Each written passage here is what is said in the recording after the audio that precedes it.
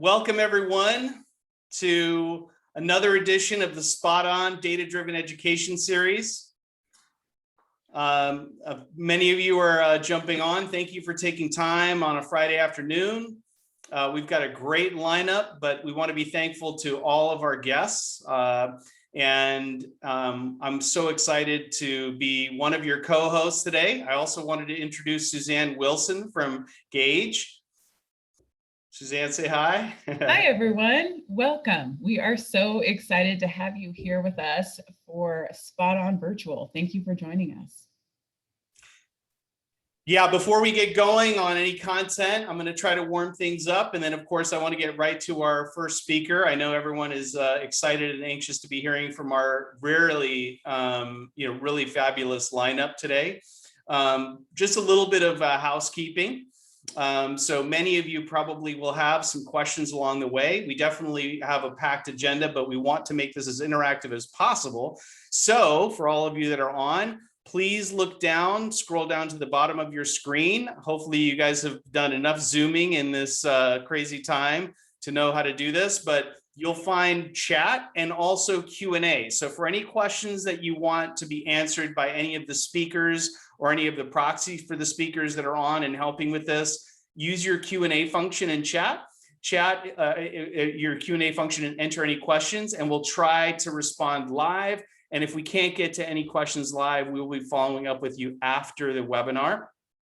For any conversations or chatting that you want to do with the other attendees, that's what the chat function's for. Feel free to use that. We'll also be combing the chat line just to make sure we don't see any questions that we feel we can respond to there as well. But again, try as much as possible to use Q&A. So with that, we will get things going.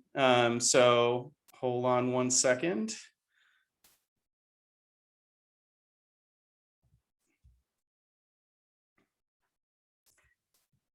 And perfect. So as I said, I'm super excited. I'm Oliver Gellis. I am the Senior Vice President of Ortho Success for OrthoFi. And I'm just so happy to get things started and host this wonderful session.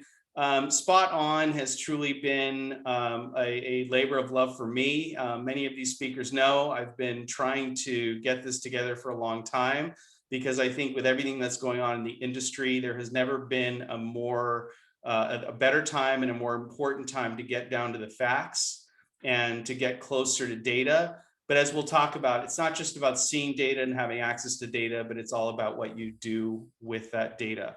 And I think these speakers that we've assembled really exemplify that. And so they were chosen, they were hand selected for that reason. So in terms of why are we here? We all know, I mean, even without COVID, we were already going through, in my opinion, some really unprecedented changes, but COVID made it quite a lapper in that regard. So we've all seen a lot of changes, but not just changes with, closures and everything, but if you think about trends of direct to consumer, if you think about trends of demographic shifts, which I'll be talking about, later today, consolidation trends, things that I'm sure Chris will talk about a little bit, consumer buying behavior changes, so many different things that make it almost impossible for you to be successful running the same old play that you were running even 5 years ago, let alone 10 years ago. And so with those changes, it's more important than ever to critically understand what your true reality is. And be fact-based about it. There's lots of anecdotes. There's lots, especially during these times. I mean, this is a non-political statement, but there's always, when there's crisis, there's always hallway chatter and conspiracy theories and doomsday theories. It's so important for us to be grounded in facts. And the more data that you consume, and I am proof positive of this, the more data you need. And so I hope that we, the people that are joining tonight are already data geeks like I am, but if you're not one yet, we hope to make you one this evening. But at the end of the day, data is just data. Data is just information. It's just input. Success in your businesses is going to come from your ability to not only ingest this data, but properly interpret it and to implement strategies. And so any business, it's always people, process, and technology.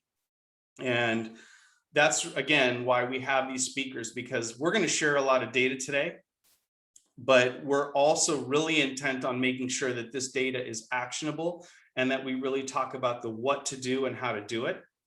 And that's what's going to hopefully give you a new direction, or at least validate the one that you're on. So the other reason why we're so excited is the union, the integration of these two great products. And in a second, I'll be sharing really, what we see is a really powerful synergy. And both companies have a very similar vision about wanting to make orthodontists more successful. Both products and both companies are all about bringing great data and analytics together to make actionable choices and change. And so we've been, talking and working together even before this integration for quite a long time, but we're super excited to bring this to life. And that's why it made it so much sense for us to co-sponsor and co-host an event like this. And so why in particular, why is this so complementary? That's I just wanted to share with you for just a moment. And so, in terms of how these two really mesh so well together, Gaidge is absolutely the best in class solution on the market in terms of analytics, in terms of providing you the best data to really tell you where you are, right? Where are you on the map in terms of performance? And then they don't just stop there. They give you great targets that are part of best practice to tell you not just where are you, but where do you need to go? And based on your individual performance in a particular metric, where should you focus? Where are the highest priority areas of focus for you? They also have, as everyone knows, robust benchmarking, right? So that everyone knows how they compare with their peers and how are they progressing to their goals. And then Suzanne's going to do a fabulous job of talking about some super exciting software around mapping that, on top of everything else, helps you to find your ideal target. So once you have your strategy together and once you really know where you're going and how you're going to get there, this helps you get there, right? And all of this is based off of a great set of data that's across over 1,000 practice locations. So it's highly vetted and highly valid. And so the reason why it's such a great complement with OrthoFi is that OrthoFi also has a lot of data, and we certainly have data and reports that we present to our customers. I certainly know that Gaidge is absolutely best in class, but the way that OrthoFi leverages data, which is a little interesting and unique, is that not only do we present it to our customers, but there's also a reams of data that we consume that help us to identify trends. And then what OrthoFi does is we build in the data into our solution so that our solution actually is optimized to take advantage of all of these trends. So for example, OrthoFi's patient acquisition software is designed and has all of this data and consumer behavior built in terms of how the flow is even designed. So we do it for you so that you and your team don't have to always be conscious of all of this. It kind of works for you. Similarly, the way that we balance the flexibility that we offer with the slider and open choice, but at the same time delivering.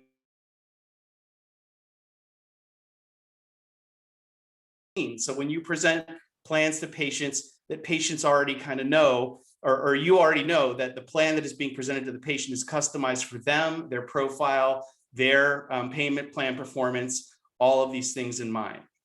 And then, of course, everyone knows that we have our revenue cycle management services, which are really just there to make sure that your eyes stay ahead. They stay in the windshield, not in the rear view mirror, that you guys are able to constantly focus on growth. So when you bring these things together and you have both solutions, we really know and have been excited about putting together this well integrated winning combination.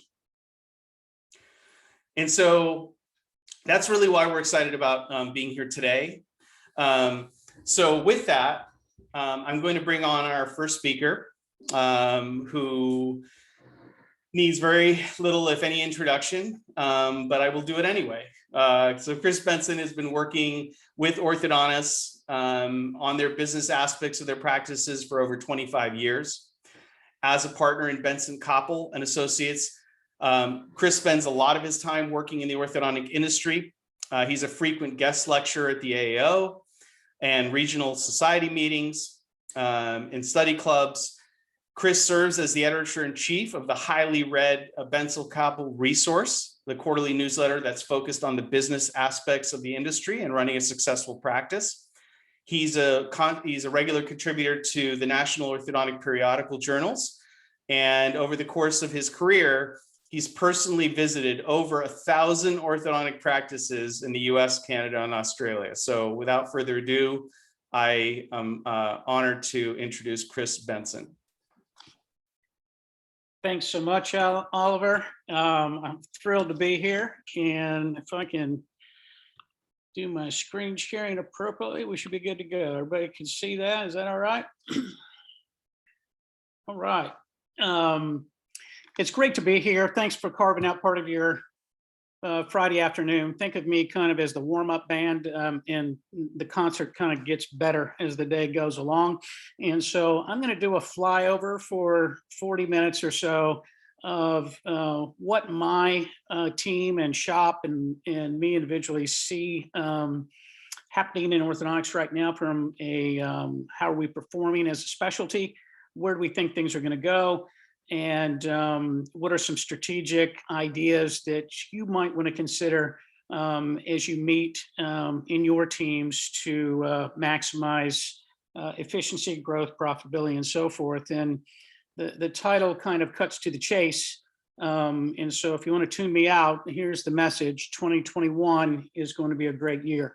And I think it's going to go beyond 2021, but let's go find out why. And let's look at some data. In many ways, I'm like a parrot. And so I'm going to borrow some Gaidge data and some data from some other sources. And we will go from there. But everybody that I talk to wants to know, how did the specialty end up last year?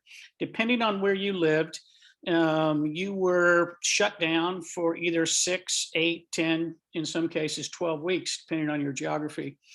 And so, but we bounced back extremely well, almost across the board. So as a group of about 1,000 Gaidge clients, this is kind of what Gaidge reported their findings were for their client base in production, collection, and starts for December 31st of 2020. I think this is phenomenal, considering that many of us didn't see any new patients the last 2 weeks of March and all of April, and then we kind of crawled out from there. So we lost a lot of production. We fared much better than a lot of our friends in general dentistry and other specialties because of this thing called contracts receivable. And what Oliver's already mentioned in revenue cycle management, we had money coming in every month. There was a big fear that everybody in the country would stop paying us, and almost never did that happen. They kept paying their monthly bills. And then we had a number of stimulus to the economy since that time. So this is how we ended 2020. And if you look at January through April of 2021, this is how we did. And I compared this to 2019, which was a pretty good year for orthodontics, the year before COVID. And I also compared it against the first 4 months of COVID, realizing that we were shut down for all of April and 2 weeks of March. So against 2019, we're up in every category, almost multiple digits. We are way up versus 2020. These 2020 numbers will flatten out as the year progresses, and there are many reasons for it. And, part of the message in the take home today is put the hay in the barn, folks. I mean, this is a year like we probably haven't seen in the last 15 or so. Growth over the last decade has been a very anemic 2.5% to 3% year over year in orthodontics. This year is going to be double-digit growth for many practices, or near 10% for many. And so it's a great time to invest in the practice, make some changes. There's going to be cash to do some things. And so you want to think strategically about the future if you're a practice owner and a team member. If you outperform the market, any of those numbers that I just showed you, you likely had one of these faces employed on your behalf in the practice. My apologies up front that I know I didn't get everybody, but these are folks that have been in practices for many, many years and help them grow. We call them consultants. I will tell you, I am not one. You can't hire me or my team to come make your practice better, but you can hire one of these folks. And many of you had, you're going to hear from two of them. You can see Leanne and Sue on this grid as well. But what we found and what we learned coming out of COVID is that we made better decisions if we were part of a group. Where did we all flock on March 16th of 2020? We flocked to the websites in the Facebook groups that were sharing information. Probably not the best place to get information. If we were in a large practice, we got together with our team members and doctors and tried to make good decisions about staffing and when our offices would be open and PPP loans and all that information, if you can recall those days. But if you had one of these people in your life, we used some collective thought and they got their clients together and they began to see and make decisions. And we found in COVID that we made better decisions as a group than we did individually. We felt more secure in those decisions and we probably made better decisions. And so statistically, over the last 32 years that actually I've been working, I think I need to update my bio, Oliver. It said 25, but it's really been 32. And, you know, only the JCO reports this every 2 years in their biennial practice studies. But statistically, over the last 32 years, only 20% of orthodontic practices ever hired a face on this screen or one like it. I find that phenomenal because I tell young doctors that the best money that you can spend is with a consultant as you get started to get the right systems in place. A practice in chaos cannot grow. It cannot grow at the pace that you want it to grow.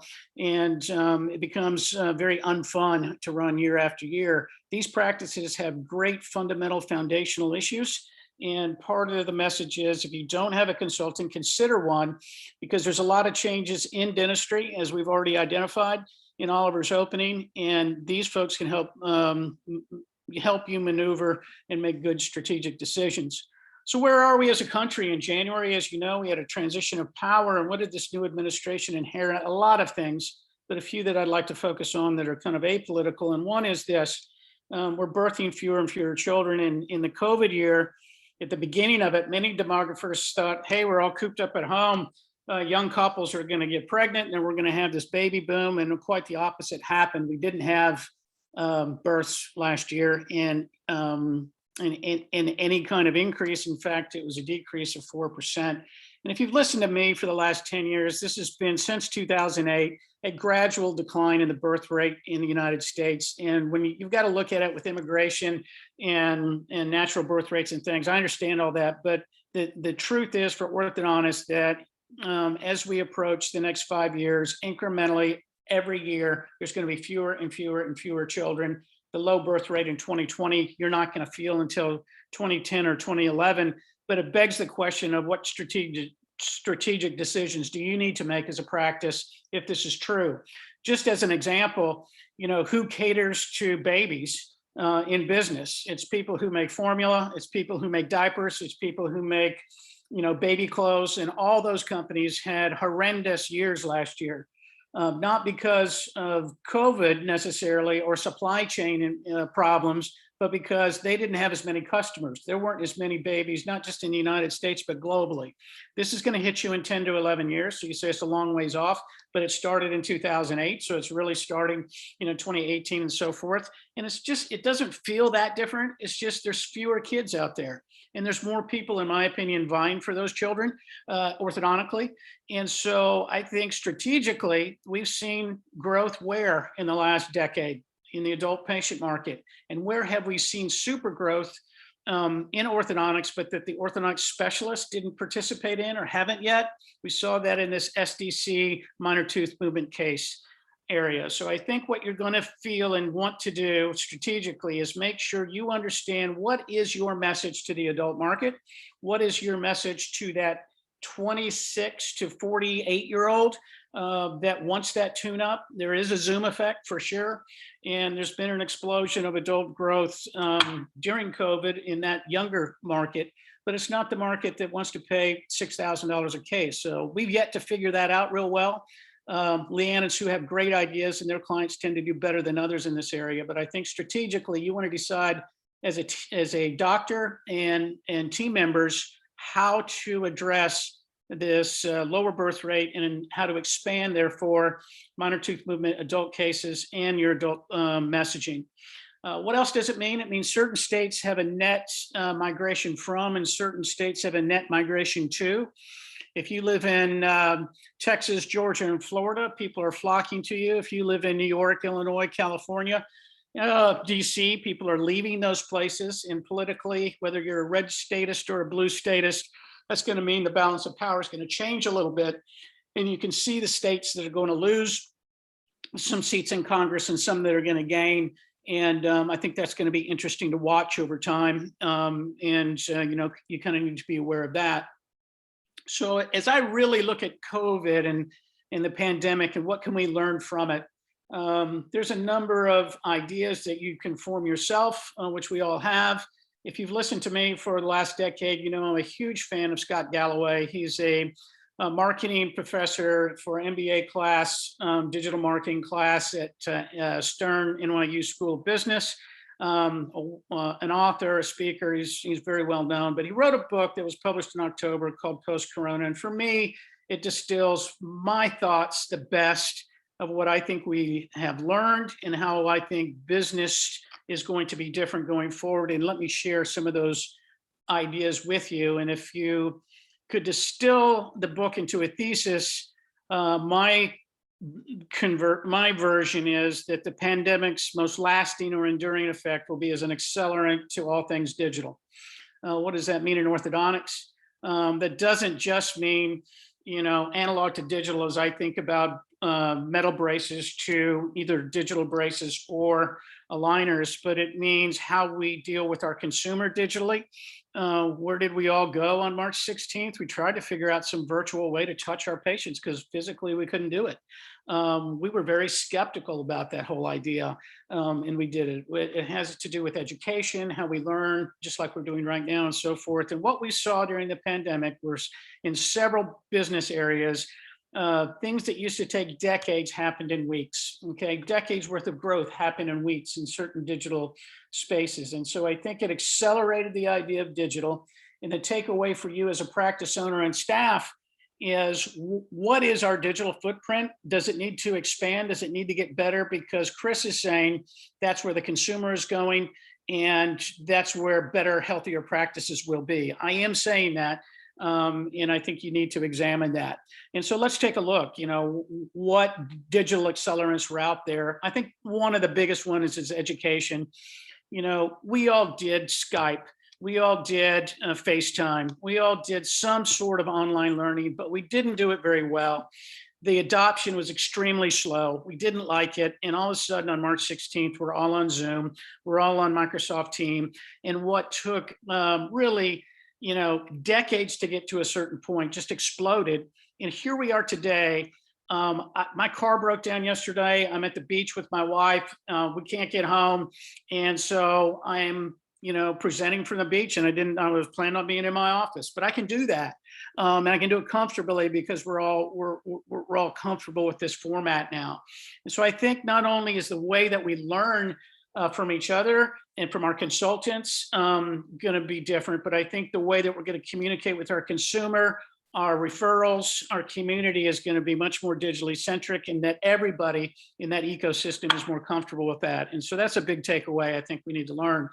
As an example of really the AEO trying to get behind this understanding that, hey, we need to not only provide our constituency, you orthodontists, with better tools, but better digital tools, especially in education. They have forged a relationship with the Wharton School of Business at Penn, the top business rated school in the country. And they're coming up with a business of orthodontics kind of MBA. It's going to launch in August. I know it pretty well because I'm part of the curriculum and working with Dan Wicker at Kane Waters on a specific financial module for this course. But it's going to really be an orthodontic-centric long-distance business course. It will have a tuition, but it's not going to be mega, and it's not going to be mega time. And these are the kinds of things that are coming out of COVID that we didn't see beforehand that were accelerated. So look for that. I think it's going to be a great tool. It's going to be targeted at orthodontists 45 years and under, but anybody can take it. Again, on education, what did we learn? We learned that, there are some other platforms that might be better ways to convey information. And one of those is a company called Clark. That's from Dr. Sean Carlson. You might have known this as Polaris before. I'm going to take all my digital content and put it there. And Oliver referenced our newsletter that we do, but I'm going to send my newsletter out digitally over this platform. And I'm going to use and have office hours on this. I think it's a better way to learn. We can scale better our education, and hopefully the education cost over time will go more digital, and we can get some of these fees down in our orthodontic schools. But I think Clark is something you're going to hear about and know about, and as a doctor and enjoy, and I'm going to take all my education material here. What happened in e-commerce as it compares to retail? This is really phenomenal information in my opinion, but if you look at what happens year over year in e-commerce commerce penetration, how much of all the things that we buy do we do online? That business e-commerce wise is growing 1% a year over year for the last decade. And what happened during the pandemic? In a period of 8 weeks, it doubled. It picked up a whole decade's worth of growth in 8 weeks in the pandemic. What used to take decades happened in weeks. This is one of the outcomes of the pandemic was this huge acceleration in all things digital. This is an example. Now, will this go back to retail as we reopen, kind of how we're looking at the last half of the year? Probably some, but is it going to go back fully? No, it's going to retract a little bit, but we really buy a lot more things online now than we used to as a result of the pandemic. And that is going to be true of orthodontic care as well. That was happening slowly. And now it's happened faster. You need as a practice to be aware of that and be able to speak to that in the way that you talk to folks on social media, through your website and so forth. What happened to high-tech businesses? This is really phenomenal information as well. Let's look at Apple and what happened to it during COVID. If you've listened to me speak, you know I'm a fan of Apple. It's been around for about 43 years.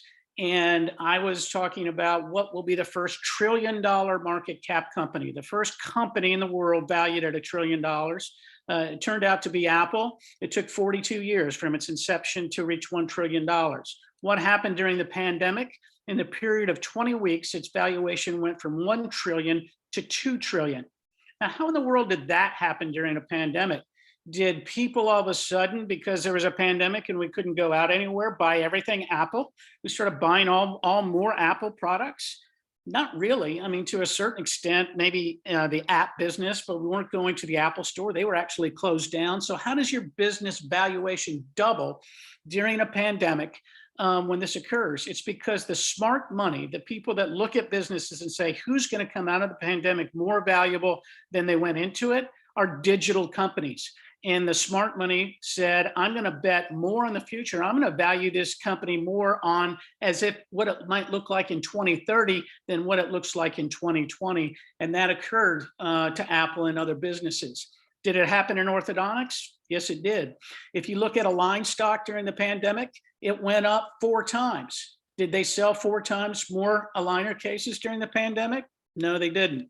If you look at SDC, what happened to its stock during the pandemic? It went up 3 times. Again, these companies were shut down digitally for just like you were, and globally in the case of Align. And they were printing with their digital printers, face masks and PPP gear for a period of time and providing that.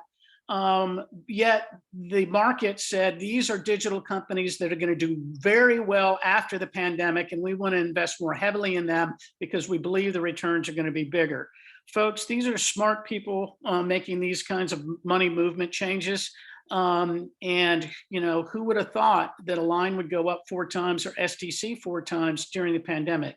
Now, I read the news and I understand some recent happenings with them, and they're both a little bit drawn back from these positions today, as early as last week or so. But they're going to come back, and these are very, very strong digital companies. What did some of the bracket-centric companies, if you look at Dentsply Sirona, they said during the pandemic, we think the future is in the clear aligner space, and we're getting out of the bracket business totally, and the wire business totally, and the ligature business totally, and all the things that go with that. So you can't buy that information. You want to buy Innovation R today? It doesn't exist from Dentsply Sirona. You can buy it from other vendors, but not from them. And so because they made a big bet that the aligner space is where it's going to go.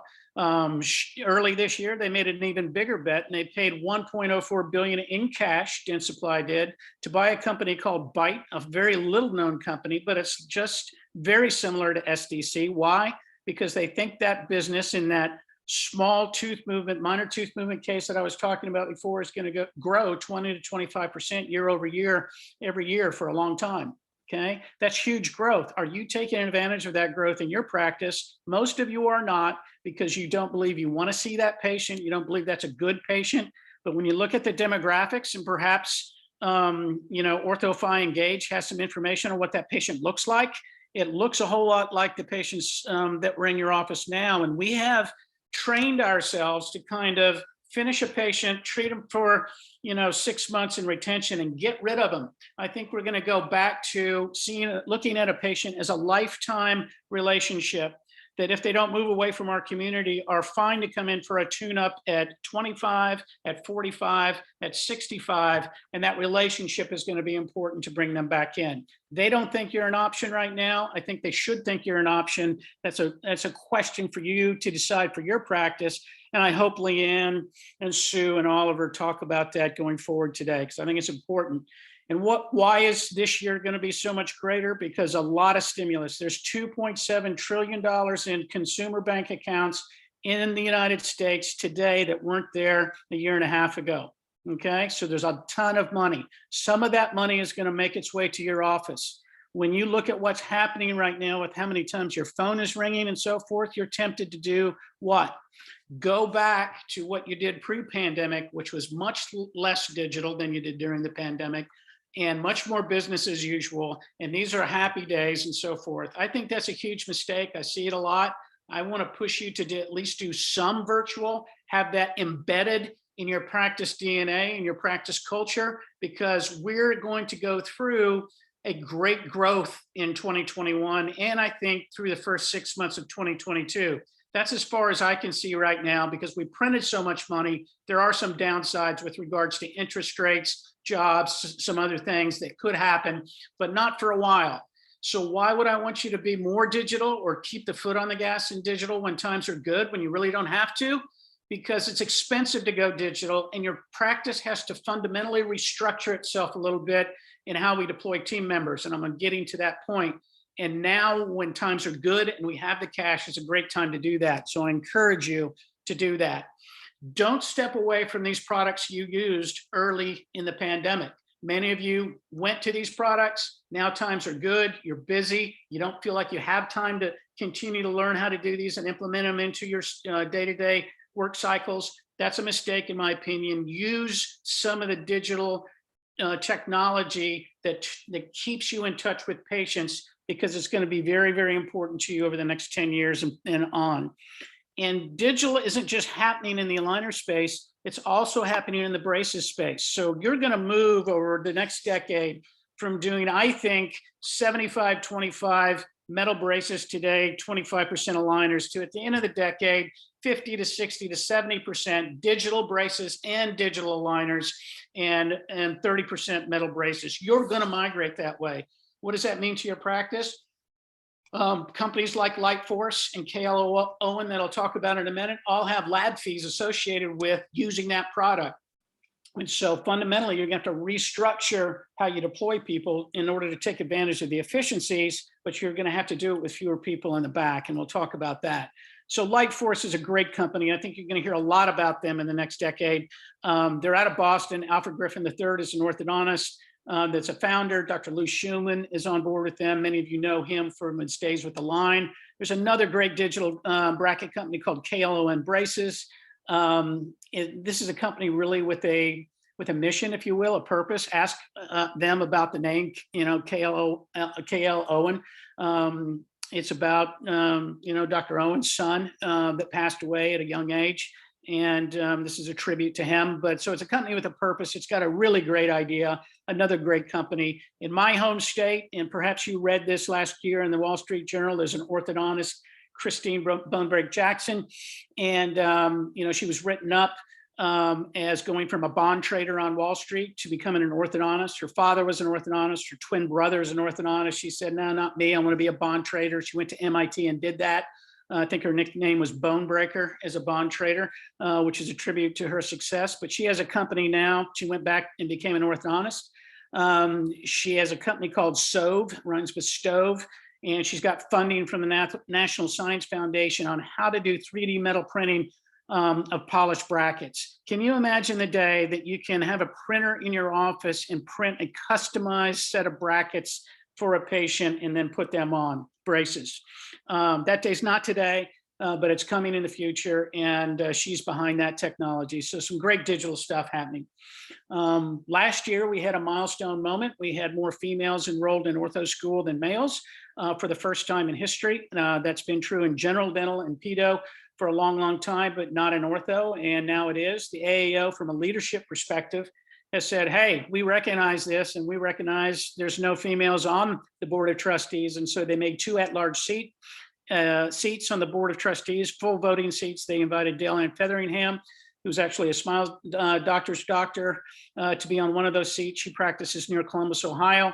Very, very bright, energetic, smart doctor. And Dr. Alex Thomas, who hasn't been out of school all that long. She ran GORP when she was at Michigan. Had the chance to get her to know her, as she said, on a board liaison position for the AAO Foundation.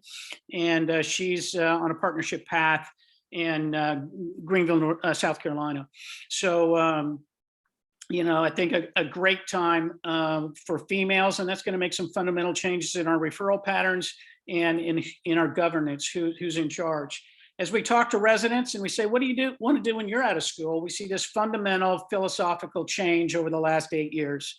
And it used to be that 60% plus or minus wanted to buy a practice. And now that 2 years ago was 11%, last year was 15%. I think we'll see this bounce back up a little bit, but not hugely. Why is this happening? Several reasons, but you can make more money working as an associate than ever before, not for another doctor, but usually for a general dentist or a pediatric dentist or a corporation doing ortho.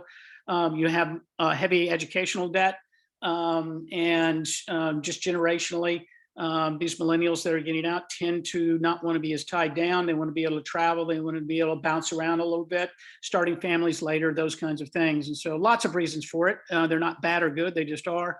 And that's the data that shows. It's rather phenomenal to me. And so of the 9,000 plus or minus orthodontists in the United States, how are they being deployed? 62% are solo-owned practices. If we looked at this in 1985, it would have been 80%. In 1995, it would have been 75%. 2005, it would have been 70%, and so on. And this number will incrementally get smaller over time. All the smaller pieces of this pie will get bigger over time, every year, incrementally, as far as I can see. And so that begs the question of, will the solo practitioner disappear from the specialty of orthodontics? Not in my view, but it will for several decades, I think, maybe perhaps 2 generations. And where it levels out, I don't know, 40, 50%, somewhere in there, I think, and then things will level out a little bit. All these other smaller pieces of pie will get bigger. People are worried when they talk to me about the takeover of corporate dentistry. Is corporate dentistry going to ruin the specialty? The answer is no, but they're not going to go away, and they're going to continue to grow.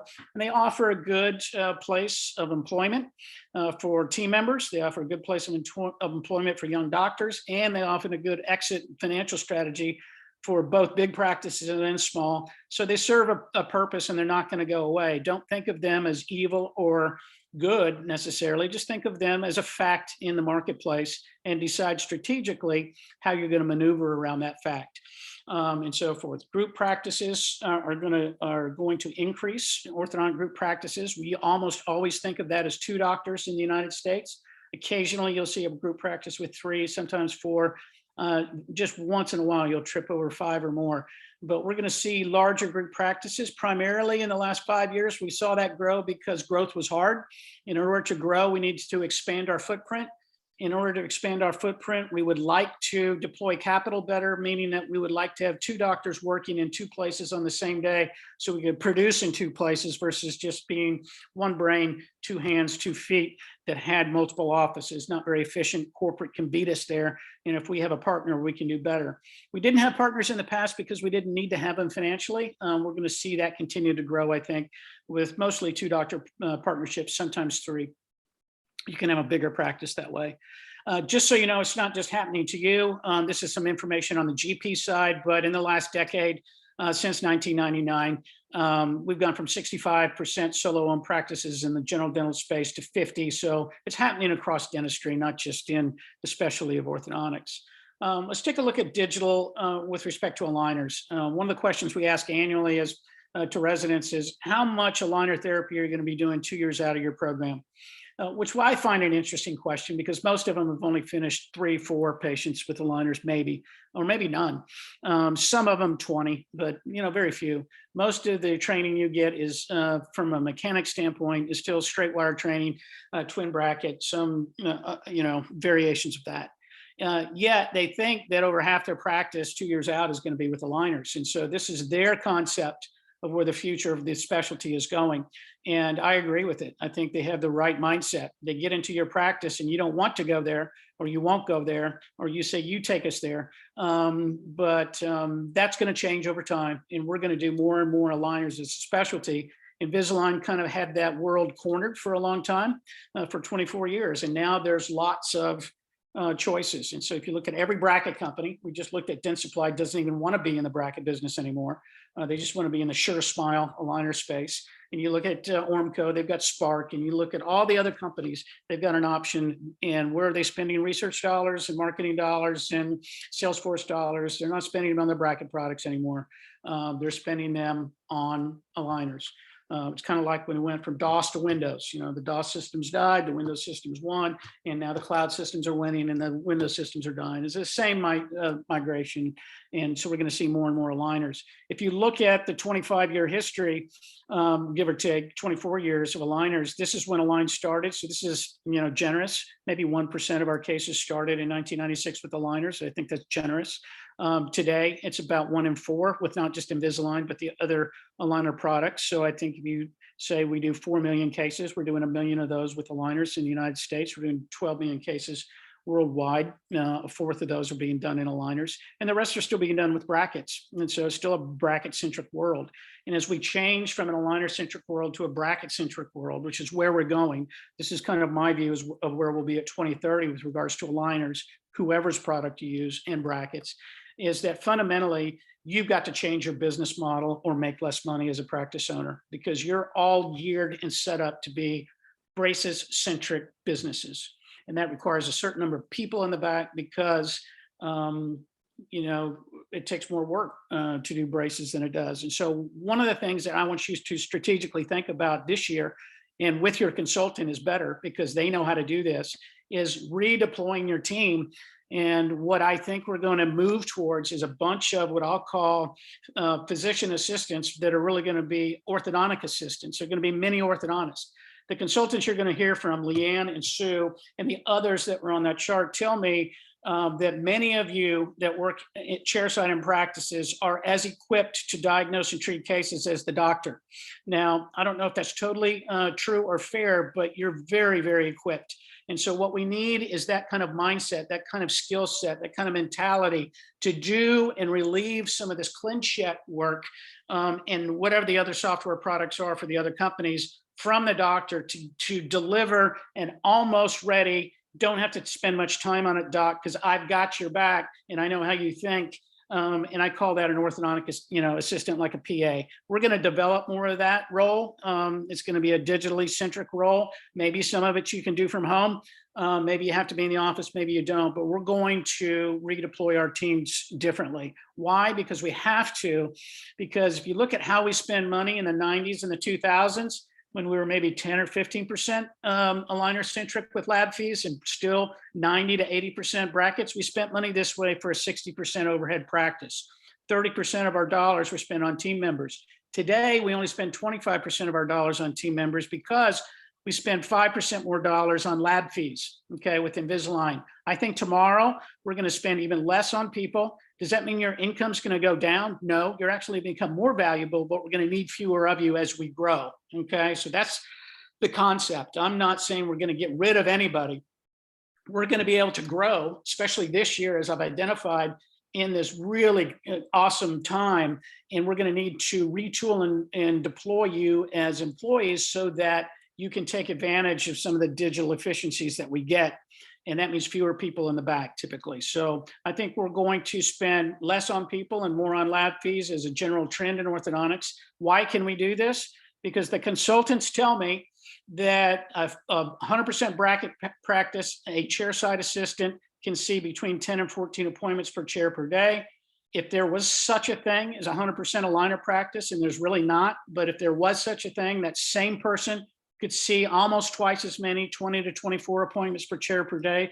So I suggest to you as business owners and team members that you have about a 50 some odd percent capacity increase available to you as you transform yourself from a bracket centric practice to a digital centric practice. That means you used to hire people every $200,000 in revenue. Now you have to do that every 250 to 300. And as you do that, you'll have fewer expenses on the team member side, more expenses on the lab side. The doctor will make about the same as they've always made as a business owner, and everybody will be really happy. And so that's kind of what I see coming down. To end things up, where are we on valuations? Even during the COVID year, my shop looks at COVID as kind of like a 100-year flood. It happened, it was really bad, it was catastrophic, but we don't think it's going to happen again next week or next decade. It's going to happen maybe a long time from now, God willing. And so did it have an effect on valuations this year? Yes, but 2.5% negative compared to the prior year, but not much. Okay. And same with the corporate world. They really looked at things differently. I wanted to spend a couple of minutes talking about corporate dentistry. They don't like that term, the people that do it, but there's a lot of misinformation around. You can get all this money and so forth, and it's not all true. I think these, again, are not inherently bad people or good people. They just are different options. Okay, so that I look at them as net neutral emotionally, but there are about a dozen. They're in the screen in front of you. They're logos that are orthodontically centric and companies that I could recommend you to look at if you wanted to take a tour of what's available to me as a practice owner and so forth. And so they're paying good valuations. There's 6 that I think are a cut above the others from sophistication, size, and how they're backed. These are they. I don't really want to walk through the pluses and minuses of each one, but all of these are going to be very successful. This is currently only about 500 doctors across the United States, and we have 9,000, but this is going to grow over time. Smile Doctors is the biggest private equity back. The Shulman Study Club I put in here because it acts more and more like a DSO. It's not private equity backed. And then Orthodontic Partners, Southern Orthodontic Partners, and Chorus. You will see some names on here of people that have filled the podiums of the AAO meetings and so forth. These are very recognizable people. These are very smart people. These are not bad places to be. And if you want to know more about that, feel free to call my office. And I have a pretty intimate relationship with all 12 of the companies, but specifically these. And I can tell you how they structure deals, how they look at you, and what will happen. I will tell you, if you're a team member, don't be scared because they want you. There's typically better benefits, the same or better pay. And there's an upward mobility from a career track standpoint. Because if you're really good and you want to get out on the road, you can replicate your skills across people that are close to you in that region, and that could be something interesting to you or not. So these are going to be a fact of life. They're going to get bigger, and I think these are all going to be low risk and successful people. Final thoughts, if I was going to sum things up for you. I think first, take advantage of this digital acceleration, especially in 21 and the first half of 22. You're going to have more money in your bank account. You're going to have good growth years. Don't walk away from the digital way you communicated with patients in March and April of last year.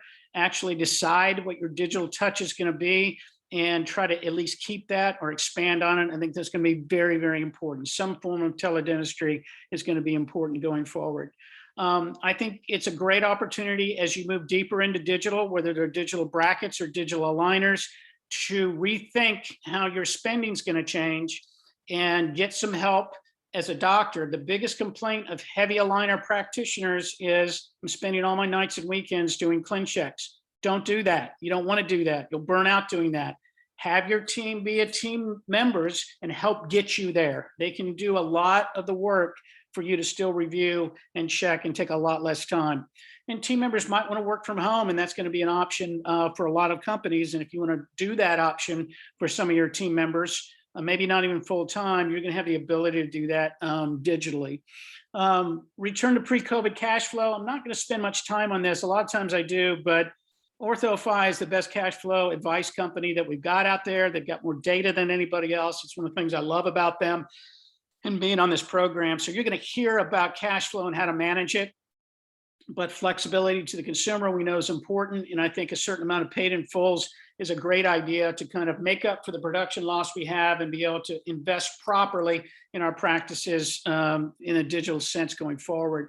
Build a larger footprint. For some of you, this is going to be an opportunity to do that. What does that look like? The calls that are coming to my shop is, I've got an orthodontist in my drawing area that's retiring. Should I buy this practice? Someone wants to spin out a satellite because they're getting older. They don't want to sell their practice, but they want to sell part of it. Should I buy their satellite? So merging two practices is a good idea. Starting an office where there's a bigger footprint. And a lot of times that's going to mean an associate or a partner in your life. So we're seeing that as a strategy for growth. Modalities are growing. You can consider OSOs. You consider, working with a pedo, having a ton of conversations around that. You have to pick carefully. You have to be careful how you structure that deal, both economically for doctor compensation and just structurally to avoid fee splitting and those kinds of things. And then finally, I think you want to have a consultant in your life. We started with that picture of all the consultants. If you don't, I think you should get one. You're going to hear from two great ones today, so see what you think. But I think you need a sensei, you need a Sherpa, you need someone to help take you up this mountain of change that we're all walking through, because you'll make better decisions as you do so, and you'll grow and you'll be happier. I think too, I put taxes on here. It's a lot of talk about taxes. We certainly feel like they're going to go up for high income earners next year. There's some strategies around trying to save as much and keep as much money as you can. So it's a good year, 2021 is, to reevaluate the sophistication of your CPA. And are you getting full advantage of the tax code as it exists and where it's likely to go? Because you're probably going to pay more taxes next year than this year. And there's some strategies around that you want to know about. I'll leave you with this final thought, and that is a book that I've given a lot of copies of. I thought about including this. It's called The Go-Giver. It's by Bob Berg. It's really just a parable. And the thesis is, the more you give, the more you get. It sounds trite and so forth. But I really believe that I've learned in the last probably 5 years, more so than the last 10, but even the last 10 more than the last 20, that it's just a principle of life. And I think I wanted to talk about it because your next two speakers, Leanne and Sue, are emblematic of what a go-giver is. They give to you, they give to the practice, and the practice does better, and they get more in return than they probably feel like they've given you. So pick up this book, go through it as a team. We try to live by this philosophy and create a culture in my little 10-person company, and we call it a go-giver culture. And we try to empower our people to make decisions and give, and I hope you'll do that too. If you thought any of these slides were interesting, you can take a picture of this last slide here. There's a link on top, and you can get the entire deck from my team back home in Greensboro. I really have enjoyed kicking this off. I hope you have a great rest of the afternoon. I know it's going to get better and better. Thanks, OrthoFi. Thanks, Gaidge. And I'll stop sharing. I really appreciate it. Wow. Wow. Thank you so much, Chris. That is just so much great information, so much great data. You did steal a little bit of my thunder. Shame on me for not pre-reading some of your material. I probably can just fold up shop now. No, I'm just kidding. But all of that stuff that Chris was talking about corroborates a lot of the things that you're going to see later in the presentation. So it's great that all of the people that have their fingers on the pulse of data are seeing a lot of the same things. So that's great. So again, thank you so much for that. And with that, we will move on briskly to our second speaker, who also needs no introduction at all. So obviously, everyone on this call likely knows Leanne Paniche, but I will just share a few insightful tidbits. Leanne, has been in our beloved industry for over 30 years and has been consulting for over 25 of those years. So she's seen it all and done it all. And in that time, she and her really well-trained team have directed and directly helped over 800 practices to thrive, and she's influenced thousands of others. Her expertise in patient acquisition and conversion is renowned throughout the industry, and it's emblematic, and it's shown in the army of the raving fans that she creates. And so again, I have the humble honor to introduce Leanne Paniche. Thank you, Oliver. That was very humbling. Thank you. And Chris, you absolutely rocked it. When I listen to you, I know how much I don't know. So I am going to share my screen, and give me 1 second here.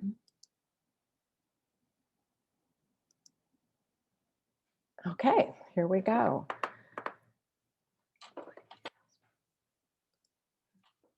Okay. So for all of you, I was able to go through our list of our attendees, and I was seeing lots of friends that I know. I was seeing some names of people that I'm actually going to see next week up here in Portland, and then lots of new friends. For the new friends, a little bit about our company. I know that Oliver just shared about us, but we were started in 1989. We've worked with over 3,000 offices. We've got a team of 19 consultants, and we work with people from startup to transition. Additionally, what I saw, a lot of the names are people that have attended our TCI. So people work with us either in consulting or they work with us in a workshop environment. So in San Diego, we've got a treatment coordinator intensive, and we've had about 6,000 students go through that in the last 13 years. And then on top of that, we work with offices through our academy. We have an academy up here in Portland, Oregon, where I teach 14 students at a time. And historically, the academy was in our conference room. When COVID hit this last year, we actually moved it to my private home. So we have an office management academy for doctors and executives. We have a Yes Academy for TCs and doctors, and we have a Millennial Marketing Academy for your marketing coordinator, and there's a lot of doctors that attend that as well. So even though we got the news yesterday that masks are going to be coming off, and we can, if you've been vaccinated, you can move around freely, we're really enjoying the academy at my home, so it may just stay there and it may never come back to my conference room. So that's who we are, that's what we do. And what are we going to be talking about? We're going to be talking about thriving in 2021. And in 2021, data is absolutely the hero. We learned a lot in 2020. We had the time to actually go back and look at numbers and see what was working and what wasn't working. And data for me is a little bit, it's almost like my crack. I love, I'm addicted to it. I'm somebody who, I like facts, not fiction. I'm someone who, I don't like CSI. I like Dateline because it's a real true story. So when you're working with your data, you can see really what's going on. You can identify strengths, you can identify weaknesses, you can high-five your successes, and then you can take action towards your weaknesses. And then at the end of the day, you can design, you can create, and you can live that practice that you truly wanted of your dreams. So over this last year, and really over the last 5 years, my favorite place and my favorite resource has always been Gaidge, and OrthoFi. Gaidge will always tell me the story of the trend of this practice, and OrthoFi tells me the story of the entire industry, of what is going on in all of orthodontics, and what is the consumer wanting, and how are they performing. So I had to come up with 3 things that I could share in 45 minutes, because I could stay on here for 2 hours and talk about different points of data, but I chose 3 things that I thought would really make a difference for you. So our agenda is, we're going to be talking about the new patient call to the new patient exam. What's that percentage? We want people to call, but most importantly, we want them to come in so we can start them. We're going to be talking about finishing, and we're going to be talking about the origin of starts. So new patient call to new patient exam percentage. So the first point of contact is typically a new patient phone call. And what I'm showing you here is a graph that is from Gaidge. And what you're seeing is that those blue bars, those are the new patients added for this practice. And then the green bars are the new patients seen, and the red are the new patients waiting. So when we look at this practice, they had 180 new patients added. They had 107 exams, but when they closed their month, they had 200 patients waiting to be seen. Our goal is to have 90% of those patients seen, and this practice is only seeing 59%. So if those patients are sitting out there, you're going to have a high failure rate. You're going to have a lower case acceptance. They've had opportunities to go for other consultations. And all of those marketing dollars that you've spent driving that phone to ring, you're not capitalizing on it. So what's the solution? What are you going to do about that? So this practice, the way I look at it, needs a minimum of 3 treatment coordinators. 2 would be new patient coordinators, and 1 would be an observation coordinator. So what do we need to do? We need to increase the daily new patient exams, not the consultations, not the re-exams, truly the new patients that are walking through the door. We need to add TC only exams. So a TC only exam is a 40-minute appointment. If I take out 2 new patient exams that are 1 hour, so that's 2 hours of the day, I can put in 3 TC only exams using the same amount of time. And I can also do a TC only with a flyby. So some of you do TC only exams, and that's how you've increased your practice, and others don't. So if it's something that you've kind of just been thinking about that you might want to do, start your TC only exams with family of record, observation patients that already love and trust you, and build your confidence there. So how it works is the new patient comes in, and we take the records, we do our meet and greet, and now the TC is going to walk out of the room, and she's going to go brief the doctor. And she's going to tell the doctor all about the patient or the parent. The doctor's going to review the findings just like you normally do and go over the treatment plan. And then the TC is going to return to the TC room and present the treatment and the finances. And she's going to start the patient. Very simple. So if we can add 1 more new patient exam per day to your practice, just 1, that equals $600,000 in 1 year. And how does that work out? Well, if you see patients 14 days a month, which the average practice does, and you were to add just that 1 more exam per day, so that's 14 more exams in the course of a month, and you had a 70% case acceptance, that would be 10 more starts. Well, 10 more starts at $5,000 a start equals $50,000. Over 12 months, that's $600,000 for the year. So you can very easily increase your practice by looking at your new patient calls versus new patient exams seen, and shorten that. So get those patients in sooner, increase your number of exams, and even if it's only 1 a day, it's a huge number. Some people are tracking new patient lead to the exam and looking at that percentage. So I'm not a big fan of this, but if this is something that you're doing, I don't really like you adding your new patient lead into your software program. I like you to manage it another way, but a lot of offices do. So let me show you this example. So this practice had 160 new patient calls and new patient leads. So those are people that are coming from the internet. They are people that they're receiving a card from a general dentist. And so they're entering that patient's name in. So it's an added patient, but the patient didn't call.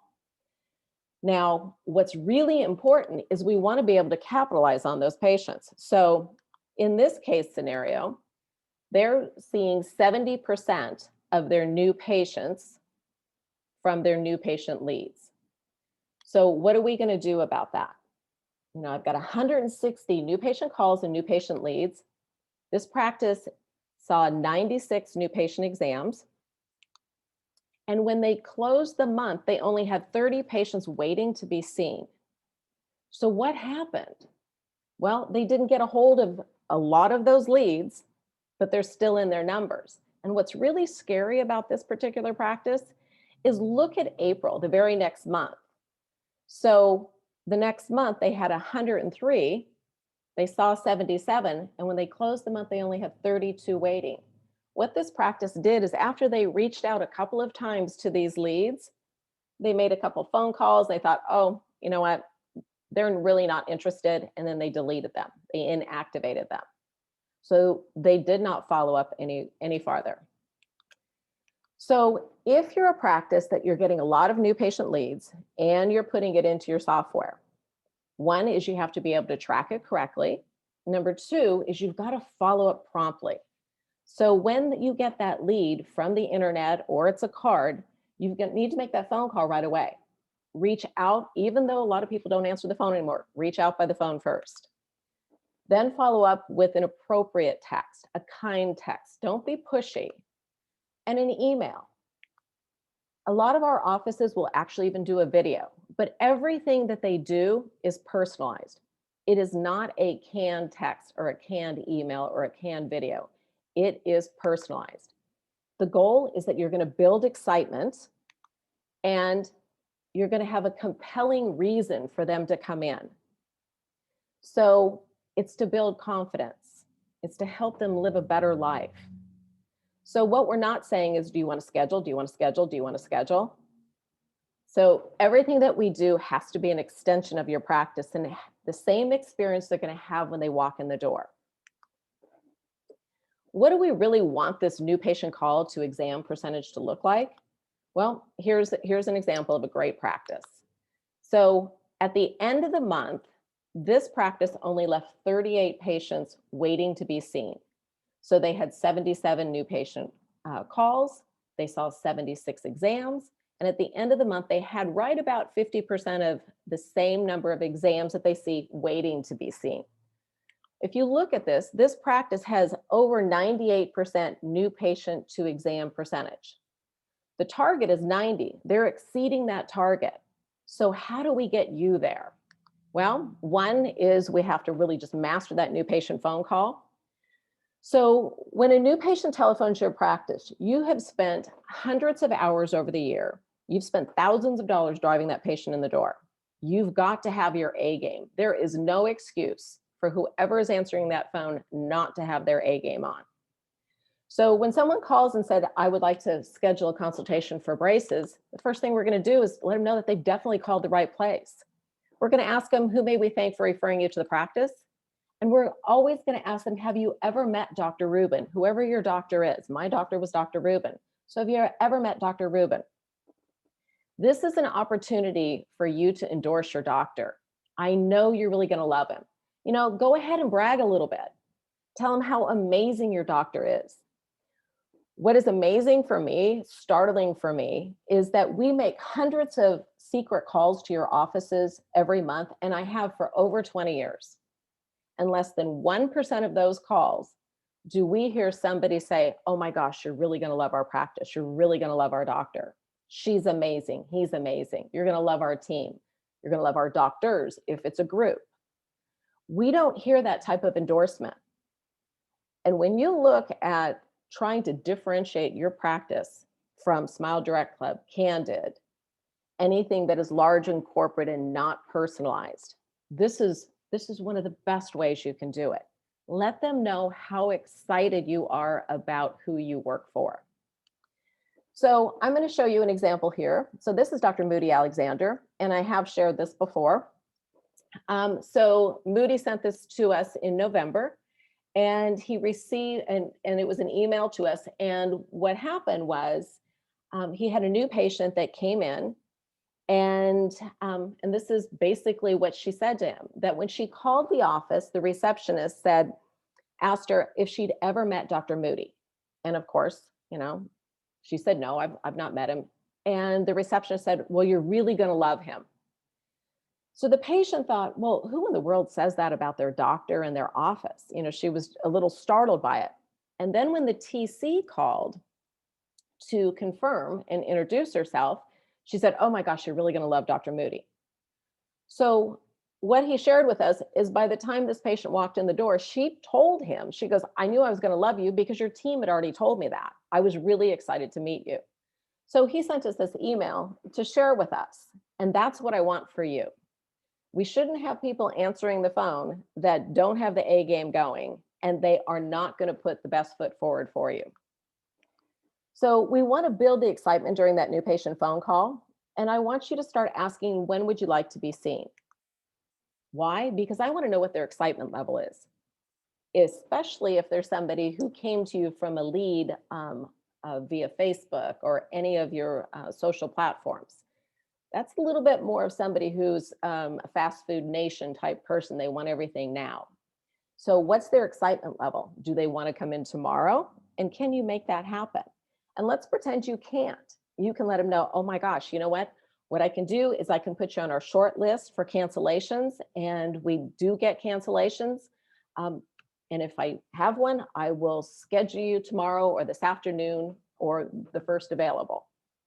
But what I know is they're very excited, and I'm going to call them right away if I can't get them in tomorrow. I've identified something about this person.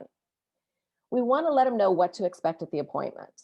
So we do that, and we do something called a trial close. So a trial close is a process when we ask questions or we share information to solicit a response.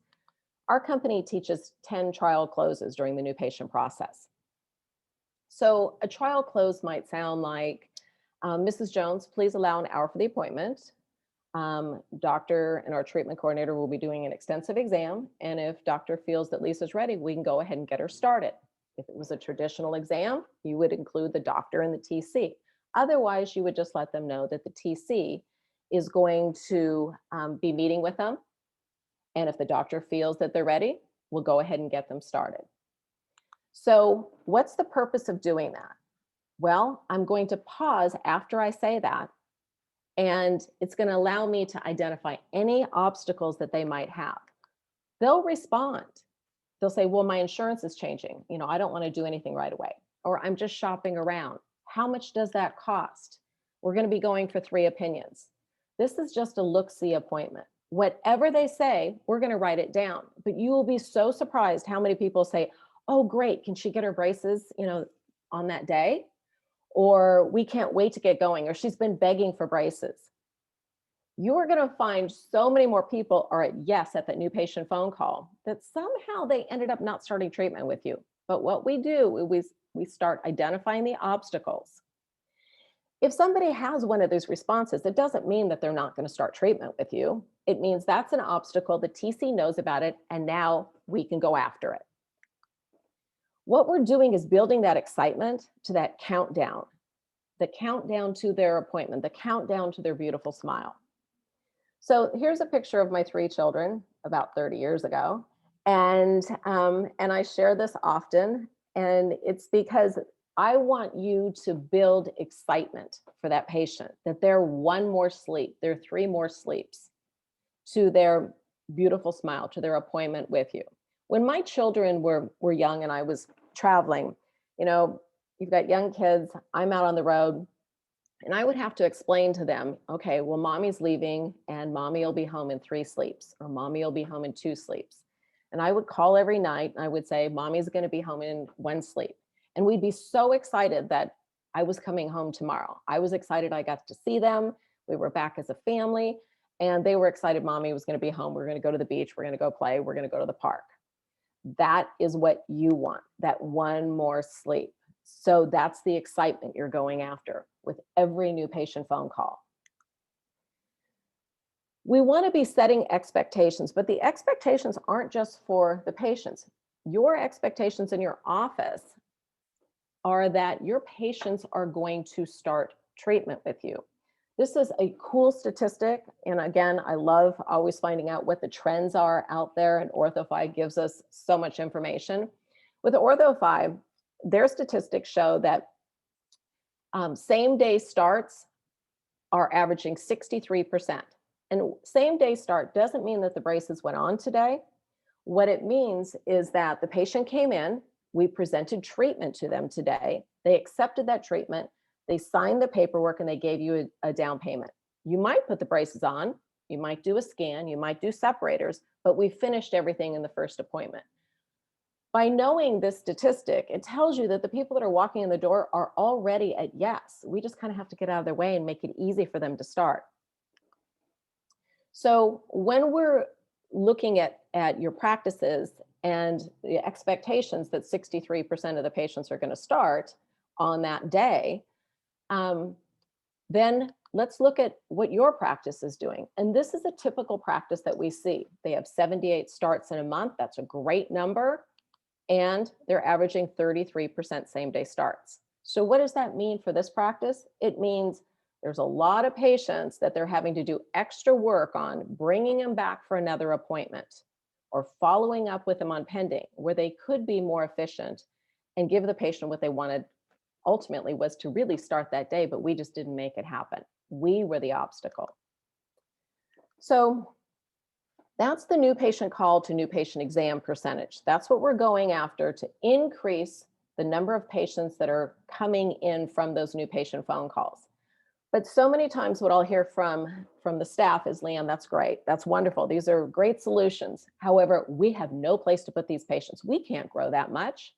58%, we're maxed out. We could never do your 80 or 85% case acceptance that you want. Well, you can. We just have to finish the patients we've already started. So here's a practice. And again, this is all coming from Gaidge. And here's a practice that you'll look at. And on the left, you see in May of last year, they had 386 patients that were over treatment time. Ouch. And this May, they have 477. You can look at the trend and you can say, oh, well, it was because of COVID. It absolutely was not because of COVID. By May, we were already back seeing patients. And it got worse and worse as this year went on. January, February, March, it's going up, up, up. So do I understand when a staff says to me that we have no place to put these patients? And I get it. So there's two things that we need to go after. One is finishing the patients that we started. And number two, starting more patients. Because we don't want to say, well, we don't want to grow anymore. Let's take care of the ones that are already in treatment and start more. So with this practice, there's 287 of them that are over 180 days. It's a big ouch. And you're going to go, oh my gosh, that's so depressing. You can pull, even if you don't have Gaidge, you don't have OrthoFi, you can still pull all of the things that I'm talking about out of your software program. Every software program will give you this information. A lot of times we just don't want to look at it. And what Gaidge does is it puts it right in your face. You can't get away from it. But if you don't have Gaidge and you're not going to go down that road, you still need to find out what these numbers are. Don't get too depressed. I'm going to show you an example. Here is a practice, and our target is having patients over treatment time being less than 8%. So in January, they had 35, almost 36% of their patients over treatment time, 525 patients. And by April, they were at 256 over treatment time. That is a huge drop, right? It's almost 300. And they're still at 19% over treatment time. Not a great number, but much better than that 36%. So how do you get there? Well, we added a finishing assistant, and a finishing assistant becomes the hero. And I know if you didn't hear the previous SpotOn lecture that I did, you probably don't even know what a finishing assistant is, because it's something that Panici and Associates started several years ago when we started identifying so many patients being over treatment time in our practices. And I was like, wow, this is pretty incredible. A new client calls, they want to grow. I go look at their numbers and I see, oh my gosh, you're 30% over treatment time. Something's got to give here. So we started the finishing assistant, and it has absolutely been the hero. So what we do is we have you start evaluating at every appointment, every morning meeting, every patient that's in front of you, where they are in treatment time, which you sort of do now, but not at this level. When they're at 80% treatment time, we're saying, okay, are we on track? Are we going to finish on time? If so, we just keep moving forward just like we normally do. If we're not on track, we're going to start scheduling with the finishing assistant. So the finishing assistant, we create one column and we assign one assistant. In some practices, it's two assistants.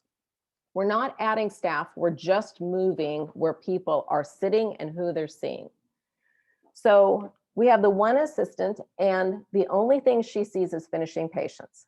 So her column is never filled with normal arch wire changes or aligner deliveries. The only thing that goes are people that are assigned to the finishing assistant. She has more availability in her column because she's going to have availability in 2 and 3 weeks. So many times we go over treatment time because you can't see anyone for 8 weeks. Well, we're going to open up a column and we're going to get these patients back. So the chair has the availability, and the single target of the finishing assistant is to finish the patients. When they are at the point that it's going to be D-band, she doesn't take the braces off. We don't take that long appointment out of her column. They go back to the open bay, and anyone can take the braces off and do the D-band and deliver the retainers. That's not the finishing assistant. She just gets them to the finishing line. So when we have a practice that's got this extreme over treatment time, which I'm going to tell you is the majority of the practices out there that I'm seeing, and we look at thousands of practices, we will put in something like you have a same-day start. A lot of offices have a same-day start reward. It might be $25 that goes into the kitty every time you have a same-day start. There's some sort of same-day bonus to get everything done in one appointment. Well, we'll have you put in a same-day D-band reward, meaning that if that patient is ready today and we can take those braces off, and we're going to squeeze them in because they weren't on the schedule, then we're going to do the same thing. We might throw $25 into the kitty for the same-day D-band. The finishing assistant, not only is she seeing the patients in her column, she's also making daily calls, making sure that her patients are wearing their elastics, they're wearing their appliances, they're brushing their teeth, literally calling them at night. Hi, this is Leanne. Can I talk to Bobby? Hey, Bobby, did you brush your teeth today? He says, no. Okay, I'll hold. Go ahead, go get your toothbrush. I'll just hang on. Hey, Bobby, you got your elastics on? No? Okay, I'll hang on. You go put them on. So the finishing assistant is literally partnering with that patient. We haven't been able to get there for 20 months, 30 months, but now we're really going to be on this patient for about 4 to 6 weeks. And when we bring the patient back in, we're going to evaluate our progress. Are they cooperating or not? If this last ditch effort, they're not cooperating, then you're going to have to make a decision. They're never going to get there. Do a compromised treatment. Mom's going to still think you're amazing. You're not going to be as happy with it, but continuing on isn't going to get you there. Or if they are cooperating, then we'll continue on and we'll get them done, and they'll stay with the finishing assistant. So we have our new patient calls. They've turned into exams. We have openings in our schedule, and now we're ready to start our patients. So we're going to talk about origin of starts. Origin of starts is what drives your case acceptance. Basically, what I'm looking at is where are your starts coming from? And if you've got a low case acceptance, what area is weak that we can go after? So here's a graph from Gaidge of a client's office. And what you're seeing is this client has like a 58% case acceptance. And the bottom graph what you're seeing is where those starts came from. What's the origin of the start? So the purple color means the patient came from observation. The blue color means they came from pending. And the dark kind of gray color means they came from exam. So in this particular practice, in the month of January, they had 37 of their starts come from their new patient exams. They had 35 of them come from pending, and 5 of them came from observation. So you think, okay, well, gosh, they're doing great on their pending. That's not what I see. What I see is those patients should never have gone into pending. To have that high of a rate come out of pending, there were people that should have been closed that first day. We're just doing a lot more work than we need to. And this is what we got back out of pending, and we're still under 60% case acceptance. So we've got some work to do here. The other part is they only started 5 patients from observation. Really? Okay, so that's another weakness. In this practice, there's 2, really 3 weaknesses going on. What do we want it to look like? We want it to look like something like this. Here's 70 starts from this practice, and 40 of them came from exam, 4 came from pending, 26 came from observation. This practice has an 89% case acceptance. It is run in the high 80s for 5 years. This isn't just a 4-month blip. It's an amazing practice. Everything is running nice and clean. So how do we get you there? If your case acceptance is low, if that is what your weakness is, once you look at your numbers.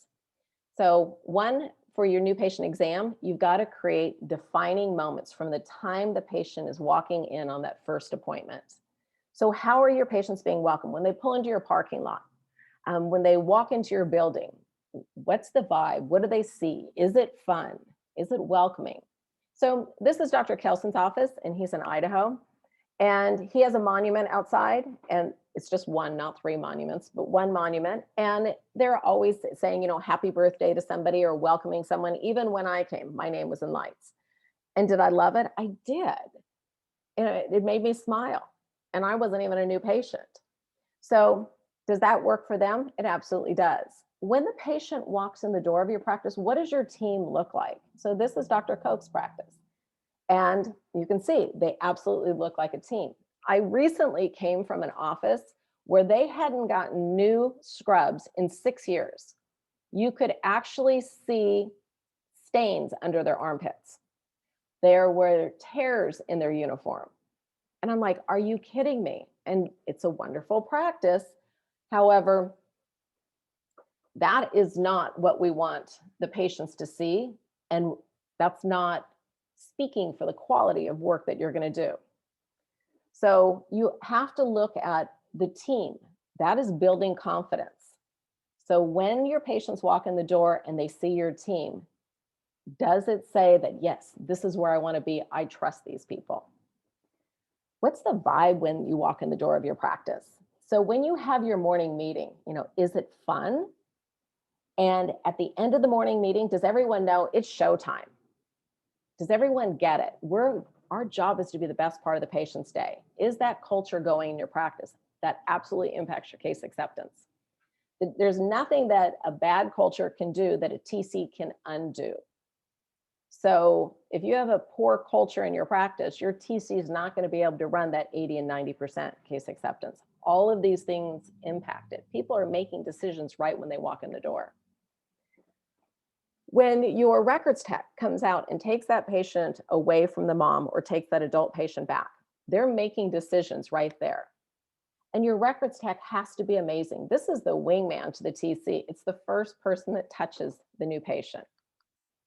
It is not your intern that you're getting for free and will train her how to do records. And it's not that assistant that you're putting out to pasture that you think we don't want her in the clinic anymore. She can't keep up and she's grumpy. That is not who your records tech is. So your records tech has to be amazing. When the TC brings the patient back, she's going to begin by asking some questions and listening for responses. So many times what people will say is, Leanne, we need more scripts. We need more scripts. And I'm like, I'm great. I'll give you the scripts. I will give you my words and then you'll find your own. But what's most important is that when you ask a question, you pause and you listen for a response. Let people talk. So simple questions are you excited to be here? Have you been planning on this for a long time? Are you looking forward to this big day? And then don't say anything. When mom says, oh my gosh, she's been begging for braces. You know, we've been planning on this for years. Or it's an adult patient that says, you know, I always wanted braces. My parents couldn't afford it. You trial close that patient by just asking that question and then listening for the response. They're telling you, yes, I'm here, I'm at yes. We just need to listen for that. Another trial close is, well, let me tell you what we're going to do today. You know, doctor is doing an extensive diagnosis, and depending on what he sees, he may want to get started. Pause. What did they say? Great, can't wait to get going. How much does that cost? How long does that take? It's a trial close again. It tells you where the patient is in the readiness to start. So if we improve in those areas, we're going to improve in our case acceptance. When the TC goes and briefs the doctor, she's going to give the doctor the strong area to focus on, what's important, even if the doctor's not going into this exam, but what's important to this mom, what's important to this patient. When we brief, the doctor gives us the diagnosis, the treatment plan, treatment time, and the fee. And that's when we determine, is this going to be a traditional exam? So it may have been scheduled as a TC only and we have to flip it to a traditional. It happens. Or it was scheduled as a traditional and we're going to flip it to a TC only. We really don't need the doctor in there. We're ready to go. So is it going to be a traditional exam? The doctor is going to come in. Is it going to be a TC only exam where I don't need the doctor in and it was scheduled that way? And remember, the best TC onlys to start with are going to be your family of record, your OBS ready patients. Build your confidence there before you do it with new patients. Or is it going to be a TC only with a doctor flyby? And a doctor flyby is very simple. TC goes in, she starts presenting treatment, finances. When the doctor gets a break, the doctor pops on in the room. And the doctor does not go in and sit down. And I really want the doctor to stay right by the door and actually keep their hand on the frame of the door. The reason I have you keep your hand on the door is that keeps you from walking all the way in, because a lot of times if you walk all the way in, you sit down, you're never going to get out. And that turns into a traditional exam and it's no longer a flyby. A flyby is 1-3 minutes tops. You're basically just going in, waving, letting them know that you're available if there's any other questions. Leanne's taking excellent care of them. We're so excited. When we're done, when we have our diagnosis and our treatment plan from our doctor, the TC is going to present the treatment. The number one mistake a TC makes is saying, do you have any questions? If the doctor goes over the treatment and leaves the room and you just turn and say, do you have any questions? The first thing they're going to say to you is, how much does it cost? And you just lost control of that consultation. So what you always want to do is, after either the doctor's gone over the diagnosis or you want to go into the treatment journey. And that means you're going to tell the patient, so this is what we're going to do. We're going to bond brackets from here to here, or this is what we're going to do. We're going to take a scan and you're going to explain about your scan. So you want to take them on a journey of today for the next 24 months, the next 12 months, and walk them through how you're going to put braces on, or when they're going to get their aligners, how often they're going to be seen, how long it's going to take, and then retention at the end. When you're all done presenting the treatment, then you're going to present finances. And the finances have to be customized. So everything that we do, our first offer to this patient is everything that we know about this family. We don't have a set number that we always start with. Every financial arrangement is really built for this family. And when we're done, we're going to start the patient and we're going to be ready to rock and roll. So that's how we're going to increase the number of patients that go from pending to starting at the exam. That's how we're going to increase that side of your case acceptance, minimizing the pending, maximizing what's coming out of the exam. But there was another area to your case acceptance. And this example for this office, I said they were very weak in their observation program. So your observation, when you're looking at your statistics, it can be your hero or it can be your zero. It can be the death of your practice.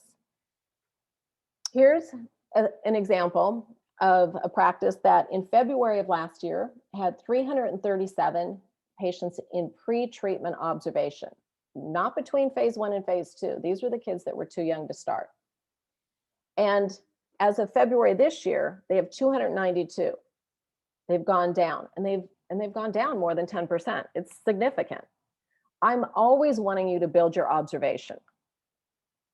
Additionally, they've got these 292 patients in observation, and 106 of them haven't been seen in 12 months.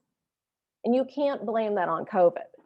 This is everywhere in the country when we're looking at practices. When we very first start with them, we're going after these OBS patients. And what is amazing about this practice is there's 101 of those patients that are 11 to 14 years old. Those are your starts this year. 80% of that 101, basically 80 starts this year will come just from observation, but you can't start them if you're not seeing them.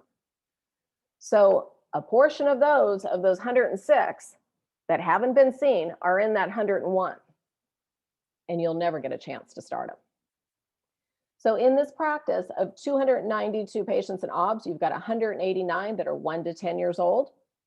You've got 101 that are 11 to 14 years old. You've got 2 that are 15 to 18 years old. And then you've got the number of OBS patients seen to this point in time for that month. So they're not seeing their OBS patients. So many times people say, Leanne, that sounds great that we should schedule these patients back, but mom won't schedule the appointment. We can't do that. We try, but they won't schedule and they don't keep their appointment. So let me show you an example. Here's another practice. They've got 460 patients in OBS. They only have 12 of them that haven't been seen. And they have 188 of them that are 11 to 14 years old. I know we're going to start 80% of those this year because they're coming in every 6 months or every 8 months. We never go all the way out 12 months, 6 months, 8 months, maybe 9 months at the longest. And it could be shorter. So how do we build our observation program and make it a hero? One is we have to monitor their growth and development, and we have to create urgency and value at every appointment. So mom doesn't think that she took off work, drove across town, came to see you, and you did a just quick check. You've got to create the urgency and value. And remember, we're not just taking care of that 4-inch box. So it's not just their mouth. We're taking care of the entire child. So when they come in, measure their height, see how much they're growing. We're saying we're going to monitor their growth and development, their shoe size.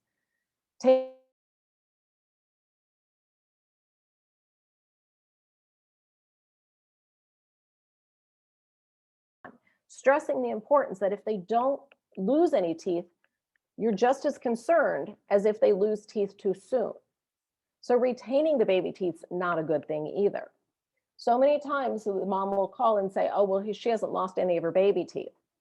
And now we're trying to explain to her why we still want to see her.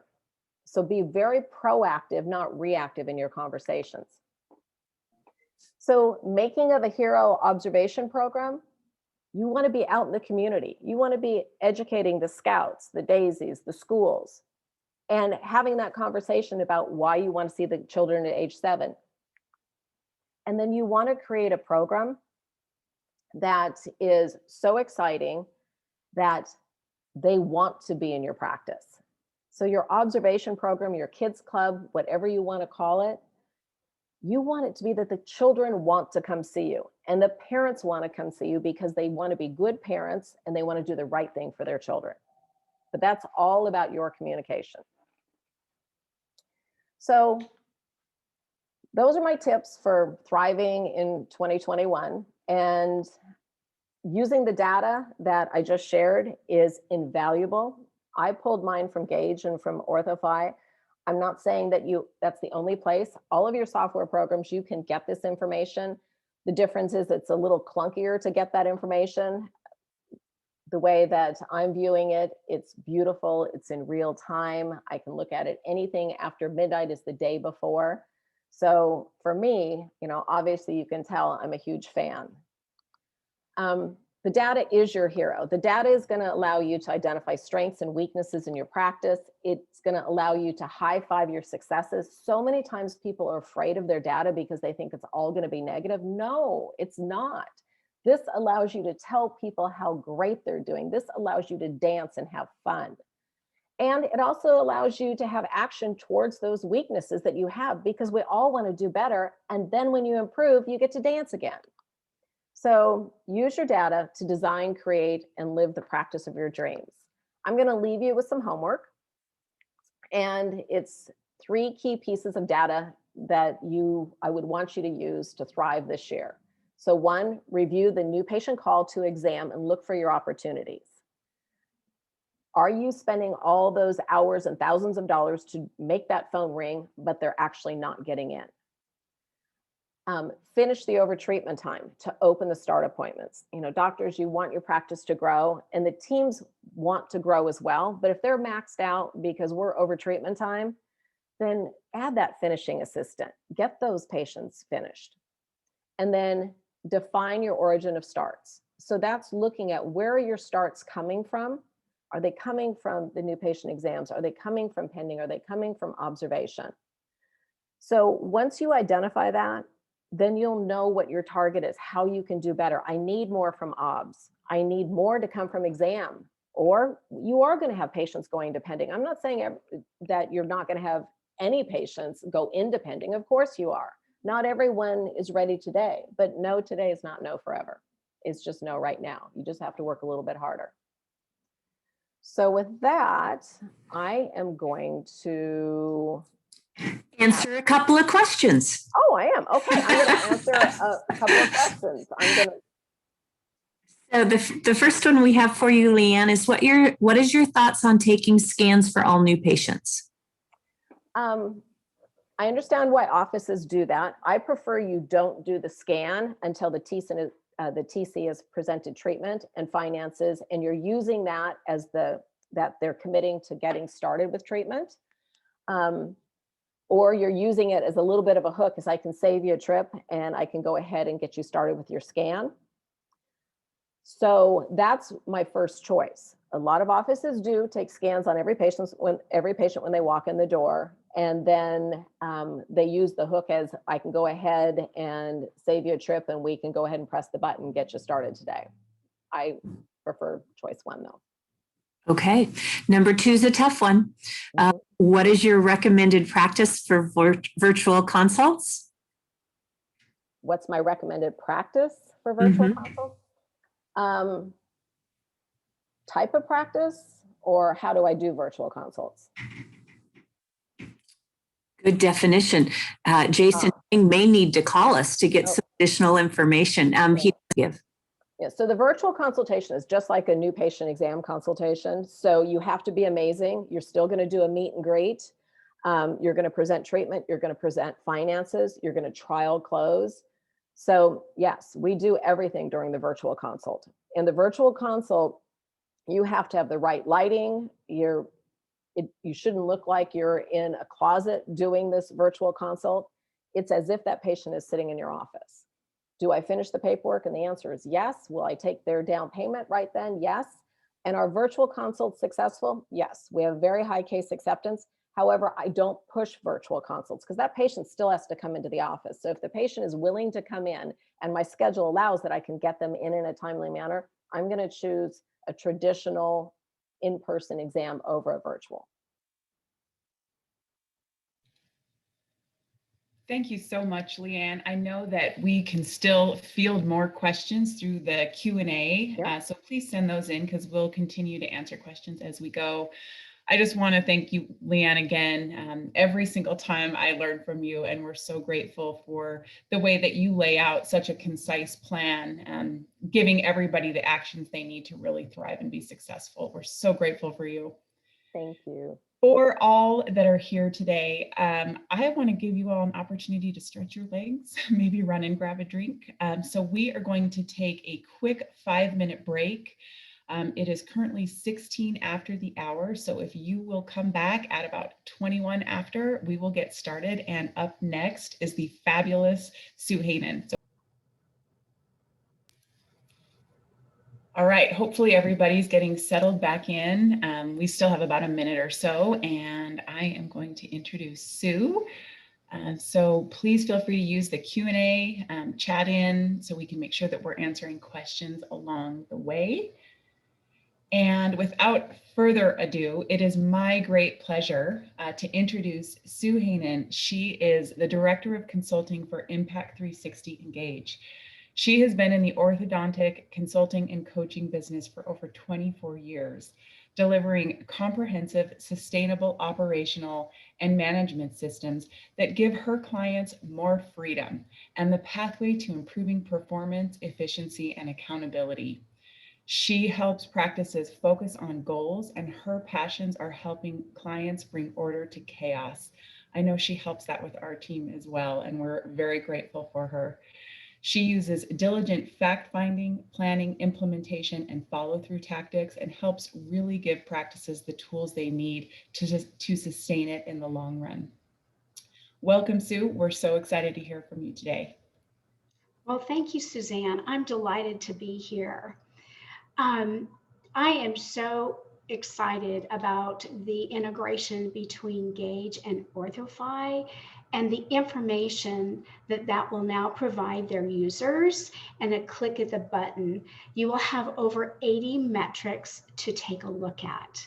So let's go ahead and talk about why putting data to work. And I'm not going to necessarily focus on a lot of financial metrics today, but I want to talk about metrics that add the value of time to your practice and your life. So my question to you, are you running your practice on your terms? And I bet a lot of you are shaking your head, absolutely yes. But there might be a thought at the end, except for. So I want to kind of address that except for and how you can improve the profitability and efficiency of your practice through fact-finding data through Gaidge and OrthoFi. So let's take a look. What are the benefits of data, right? Data at work in your practice. There's so many, far too many to list. But first and foremost, you can prioritize what's important to you. And like Leanne said, celebrate, do those high fives. That keeps you motivated. Making data-driven decisions, not hunches. I actually call that the best Ambien there is. A good night. Hey, Sue. Yes. I'm so sorry to jump in and interrupt, but I want to make sure if you have slides, will you just click on share your screen one more time? Yeah, sure. It says Thank you so much. I'm sorry. Do you see that? Yes, perfect. Thank you. All right. Let's see if we want to go back in here. Okay, we'll just start right here. So the benefits of data, too many to list. Prioritize what's important to you, correct? The data-driven decision. The best sleep medicine is making your decisions based on fact in your data, not hunches or probably feels that way. It enhances a culture that encourages creative and critical thinking. So often your solutions to some of your weaknesses or challenges come from the right side and being very, very creative. It's a measuring stick. Who doesn't love to win? And you can monitor your growth through this data. And of course, we can stay inspired, keeping the team moving forward and motivated. So what's really important is this data allows you to live life at your speed, whether it's trying those new digital modalities in your clinic, changing the percentage of aligner cases versus braces, teeing it up with some friends to have some fun, worrying less, who wouldn't love that, to having a special moment with some loved ones, maybe a special breakfast, a walk in the park, right? So those are some value added feelings, emotions, and time that you'll be able to get from evaluating your practice metrics. So in Gaidge, there are so many, like I said, so many metrics. And when you look at that and you look at your practice, or whether you go to your practice management system and look at your data, right, there are industry benchmarks. And when you start to compare yourself, you may find that there's a bit of a gap. Here I am, and here's where the practice or where the benchmark is. But what I'd like you to consider is to measure against your previous self and measure the gain. Because when you measure the gain, it instills emotion and you can monitor your progress. It instills happiness, confidence, and satisfaction. And those emotions, when your team can see the difference and the needle move in one of those metrics you're working really hard on, is the emotion that you need to stay motivated and inspired. So I would be a bit remiss if I didn't at least mention some of the many metrics that Gaidge has at a click of the button for all of you. So it's not actually what we're going to focus on, but I do want to mention those. And that is, of course, the new patient call. What is the volume of those new patient calls that are coming in? And does your marketing team have a benchmark with regard to how many new patient calls do we need in order to fill the exams to get to our ultimate productivity level? You then have the exam volume, right? Are we meeting the exam volume? It's also going to provide you with how many child exams, how many adult exams, and if you take a state insurance or Medicaid, it also breaks that down. You might ask yourself, well, why is that important? Well, I've actually been to some practices where the split of the adult versus the child has actually prevented them from getting to goal, or they need some assistance in that TC room. But what I also want to call to attention, and Leanne actually addressed this, is how many new patient calls are you getting and exam volume. I like to call that the drop rate, but in Gaidge, you'll find that is the new patient to exam percentage. And what does that look like in your practice? How many you're calling versus how many are actually being seen. So hopefully that's all going to convert to an incredible case acceptance rate. That's the ultimate goal. But what I want to drop in there is for all of you OrthoFi users that are used to looking at a conversion rate, that is on the development deck at Gaidge. So you'll be able to look at those metrics either way. Now, let me just take a minute and explain. A case acceptance rate is simply looking at how many starts you had and how many exams did you do in that same period of time. And a conversion rate is how many proposals, basically, did you propose and how many of those people said yes. So both very, very valuable information. And then, of course, you can measure your starts.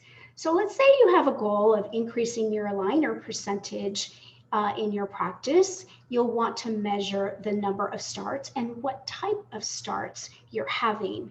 And that is all documented and broken out in Gaidge for you. So these four components are all going to now trickle down to the financial metrics.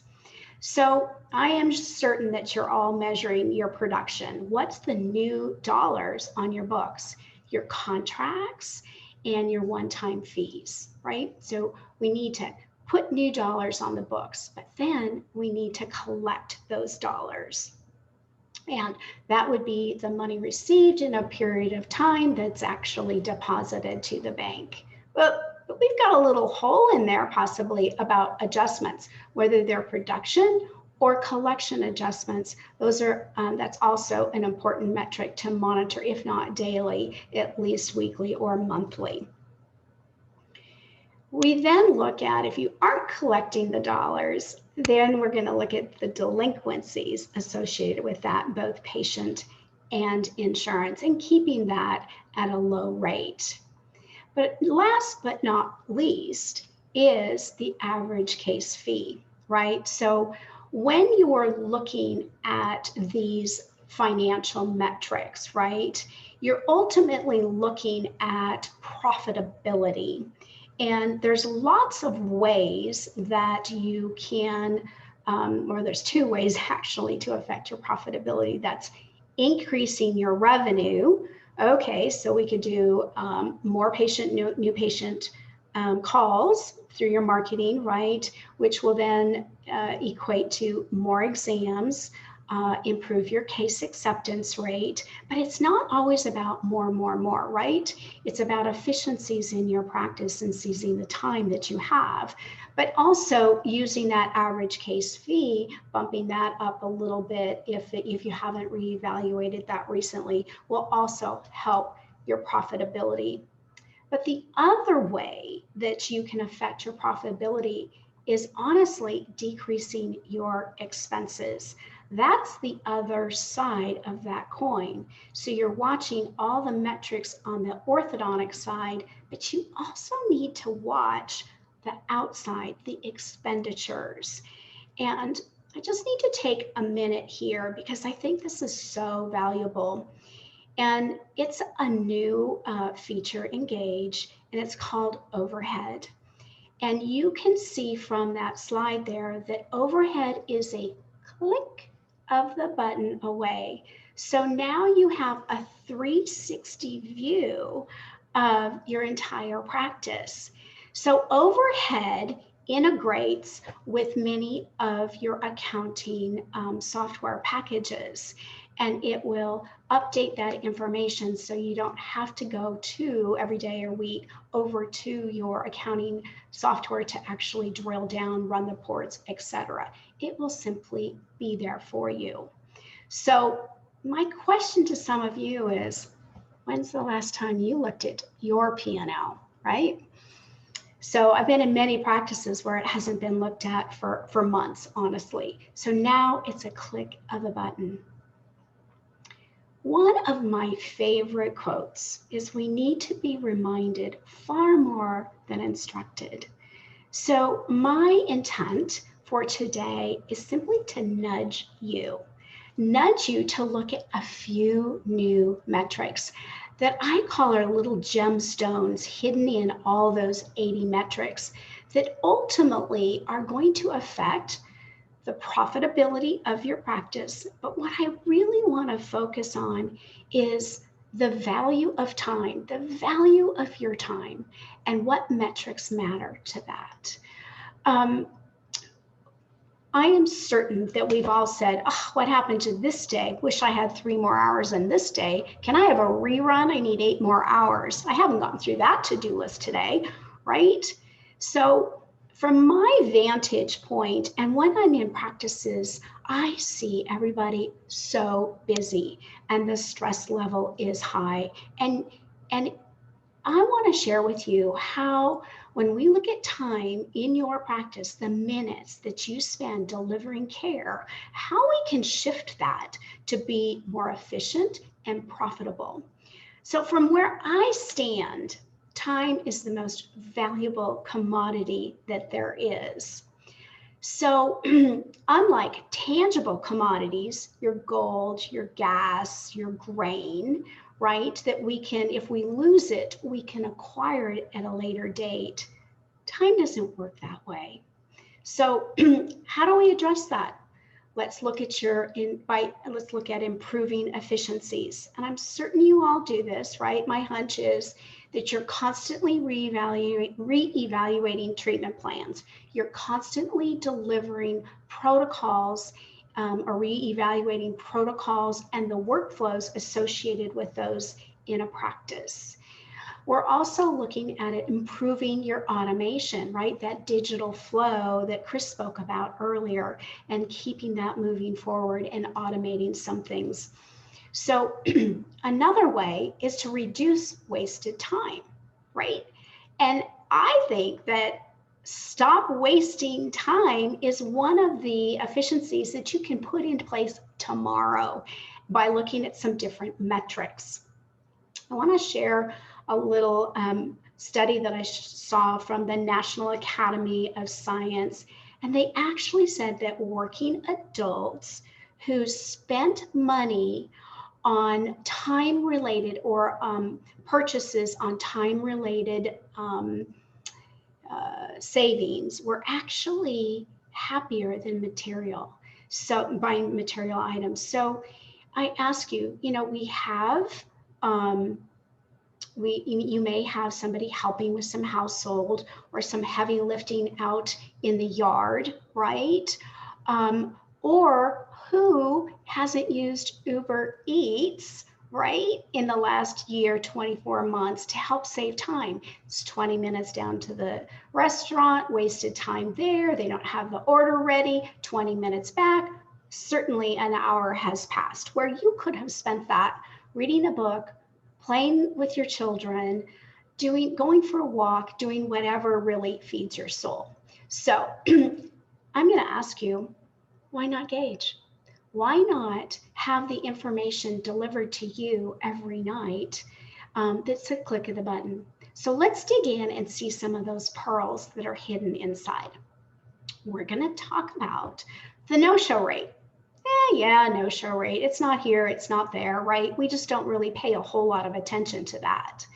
Then we're going to talk about your emergency repair. I often call that your extra visits. Your over-treatment time, just like Leanne addressed, we'll talk about that. We're also going to talk about retention patients seen in a period of time. And then I'm going to talk about a virtual exam, or just really more of a virtual appointment. And is there value in offering those to your patients relative to a time sense? So let's dig in.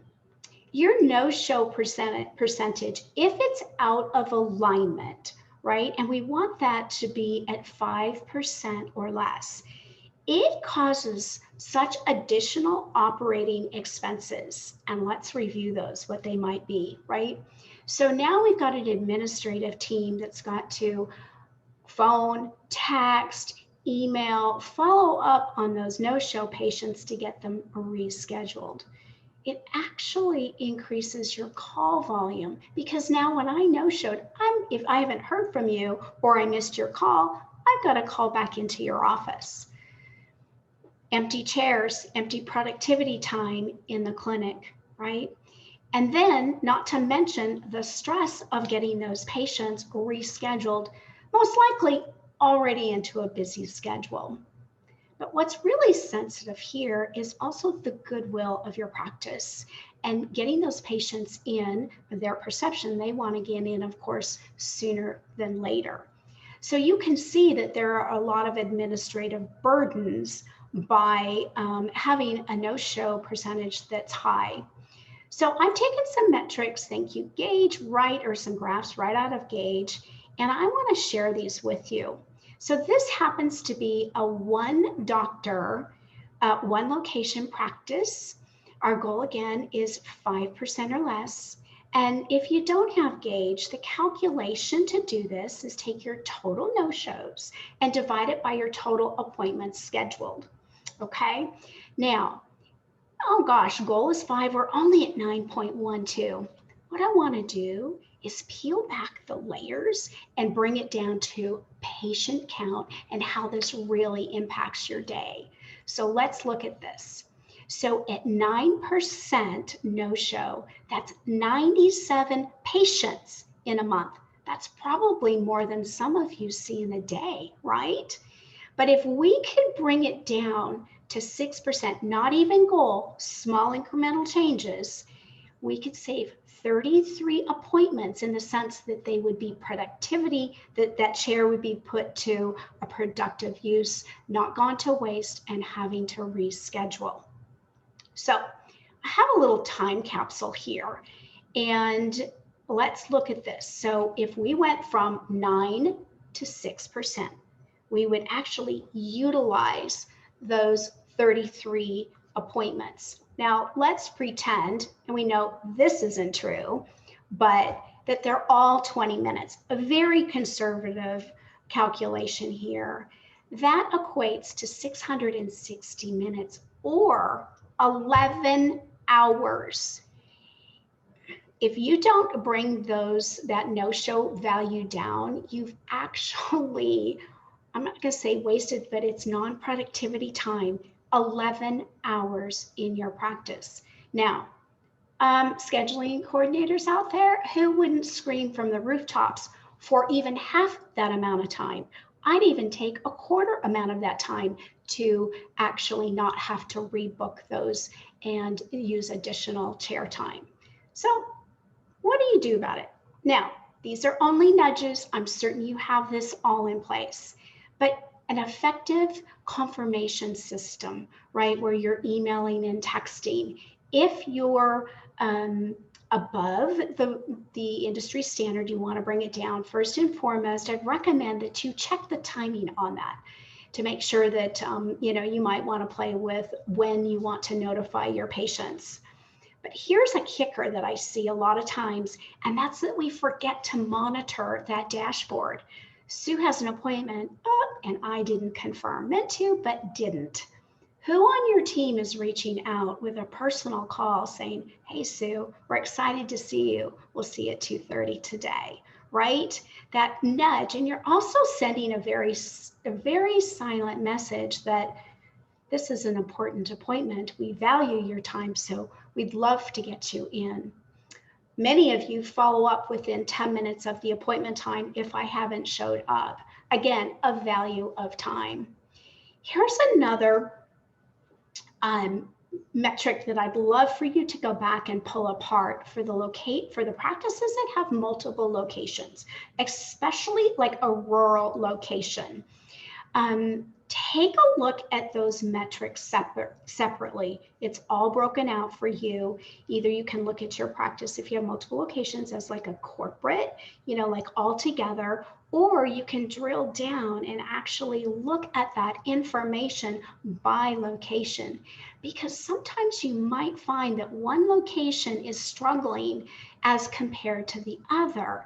And you could use that information or that gap between the two to solve that issue.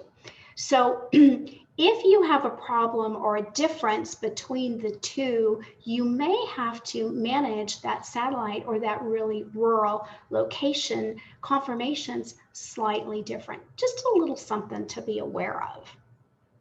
All right. So the number 2 metric with regard to the value of time is, of course, emergency or repair percentage. Well, in orthodontics, we all know that it'll never go away, but we can certainly strive every single day to keep it in check. So this is a different practice, a 2-doctor, 1-location practice. So the way that you would calculate your emergency repair percentage would be you take your total repair visits and you divide that by your total appointments completed. And the goal there is 5% as well. So here, you're looking at a practice that's at 13.55. It's not over 15. Are we hanging in there? We're more than double. Probably ought to take a look at it. And what does this mean with regard to the value of time in your practice? So just so you know, Gaidge has a feature that will break your emergencies down, and it's important to know what the biggest offender is. And my hunch is that it's probably the bonding problem or a broken bracket problem. But you can absolutely confirm that information from the breakdown that you will see. If you don't have that, come up with your own system. Many of the practice management systems will actually allow you to put a column in your treatment card that will track those broken brackets. So there's lots of solutions. The important thing is gathering the data and then really what are we going to do about it? So let's again talk about if we just dropped 3.55%, not a lot, but what would this mean to the practice? So at 13.55%, you're sitting at 257. They are at 257 emergencies or extra visits every single month. Ouch, ouch, ouch, right? But if we could bring it down to 10, that brings it down to 191, still a lot, but we could save 66 visits, okay? So that is a lot of appointments that your scheduling coordinators are trying to squeak in here and squeak in there, and okay, yes, overriding because you absolutely had to at that point. So again, let's walk down the time capsule to see what it would mean if we could actually reduce this by 66 patients. Okay, you probably know by now I'm pretty conservative. I'm a data nerd. So let's say that those 66 appointments were all 20 minutes, right? Well, we're going to go with it for right now. So if they didn't come in, I didn't have to take up other slots in the schedule, right? Either today, tomorrow, or later in the week, you would save 22 hours of chair time. And how you could use that additional chair time, oh my goodness, right? You could be seeing your over treatment time sooner. You could be taking that time and using it for continuing education, working on with your digital goddess on teaching, your clin checks, your digital flows. So many ways that you could use that time. So, what are some protocols or some ideas? Which, just a reminder, right? So you want to monitor the type, like I said, right? And if you don't have Gaidge, begin your internal tracking process. So here's one. So when I'm in a practice and I'm observing, I'm just kind of watching, picking up what I can't pick up through the data. What I find is, expiration dates. The materials that are on the counter that are getting used are expired.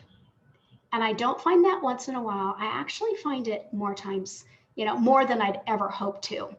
So check those expiration dates. Another is read the manufacturing directions, right? So working with a practice on streamlining their protocols. And I'll ask, what's the manufacturing recommendations? How do you all do this? And we'll get 6 different responses. So we don't have a uniformed delivery process, meaning some etch 10, some etch 20, some rinse 5, some rinse 20, some light cure different times. So let's calibrate all of that with your clinical team for sure. Do you have supporting information or videos on your website so that I could go and kind of solve my own problem, right? And how about that immediate virtual triage? So I'm a mom and my son just started treatment. I'm a little bit uptight. I actually remember when my son had his expander in that first night. I'd been in orthodontics for many, many years by then, and I had to turn that expander at home. It was really hard for me. But so I drive you back to the perception of the mom at the other end. And if we can meet that need, that is what's mission critical and taking care of their perceived issues. So all worth addressing for sure. So let's talk about over treatment time. and the cost that it brings into your practice. So when this metric is out of alignment, it is very costly to the practice, not only financially, but also in a state of goodwill, right? We don't want the practices, you know, your patient base to say, oh yeah, they were great, they were really nice, but I was in braces or aligners forever. We want them to do nothing but be raving fans. So although this is a big financial hit, a lot of the times we don't know what hit we're taking due to, you know, what the patient or the retention patient happens to be saying, that but comment. So here's a practice, and this is a 3-doctor, 3-location practice. And you will see here that we're at 24.24%. That's a big ouch for sure. So let's start drilling down on what that actually means. You can see right above that blue line that we're probably hovering right around a 550 or so patients over treatment time that absolutely needs to be addressed, right? So the way that you figure this is you take your total patients over estimated completion date, and you're going to divide it by your total active patient base. If you're way out of alignment, here's one recommendation. Let's check your data first. Let's make sure that your data is correct and it's getting reported correctly so that you're not stressed about something that you ought not to be stressed about, right? So we're going to first validate the data. So when you're at this kind of percentage, it means that we're 537 patients that are over active treatment time. So if we could bring this not to goal, right? Let's just measure our gain, not the gap. The gap would probably maybe frustrate us, put us down a little bit. Let's measure the gain.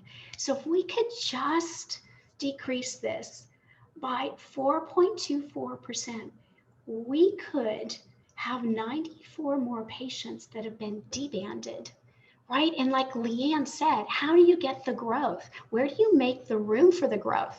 Here's one of the key components right here. So by saving or going ahead and debanding those 94 patients and getting them out of treatment, let's go down that time capsule again, right? So we're going to go ahead and decrease only by 4%. Can you imagine if it was 10% what this would mean? And again, conservative, only 20-minute appointments. You know, that's not true, but we would save or open up 31 hours in that percentage difference. Now, you are not going to see all those patients every single month. So you're on an 8-week rotation, okay? So maybe 15 hours. Okay, let's say you see them over 3 months, 10 hours, right? So honestly, I think any of us would take 2 to 4 hours that we could open up and create the room for growth in your practice. So Leanne addressed this beautifully, and I'm just going to reiterate some of these things. Her fabulous idea with her and her team about the over treatment time assistant. That's fabulous. Great recommendation. So I mentioned verifying the data. That's step number 1. Step number 2 is let's make sure that the communication is very clear, that the financial coordinator is not tying the estimated treatment time in your practice management software to the contract time, right, versus your actual treatment time. So do a little double check on that for me. So in the multiple doctor practice, this is up for the doctors will know what this appointment is. I have no idea, but let's say you're rounding the bend. You're almost there. I would recommend that that patient track that one doctor And even if they're not over treatment time, I recommend when you get to that one spot in treatment, almost to the requestee band, that they track that patient, unbeknownst to them. Actually, we do our best to have them track that one doctor. That one doctor's thinking one way, they've got it documented, everything is through the same pair of eyes. That may help get to a D-bond sooner than later. So sometimes we have to ask some tough questions. So I'm going to be brave and I'm going to ask you, who's this appointment for? Many of you are perfectionists. And I'm not saying compromise treatment. I'm saying kick out the absolute best smile. But sometimes you just aren't going to get the cooperation. And if behaviors haven't changed, right? They aren't going to change at the end zone. Unless, of course, you've got, that coach, like Leanne recommended, calling those patients. So ask yourself, is this appointment for me or a doctor perfectionist, or is this for the patient? I also recommend taking a very, very proactive approach to overtreatment time. And some of this is actually about the cooperation, right?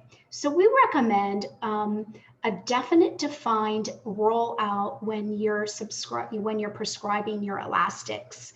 So it's a 1, 2, 3. By the third appointment, if you don't have measurable improvement, we have to stop, regroup, virtual appointment with the parent and patient, or come on in the office. We want to give them an opportunity to reboot, to suit up again and get to that finish line.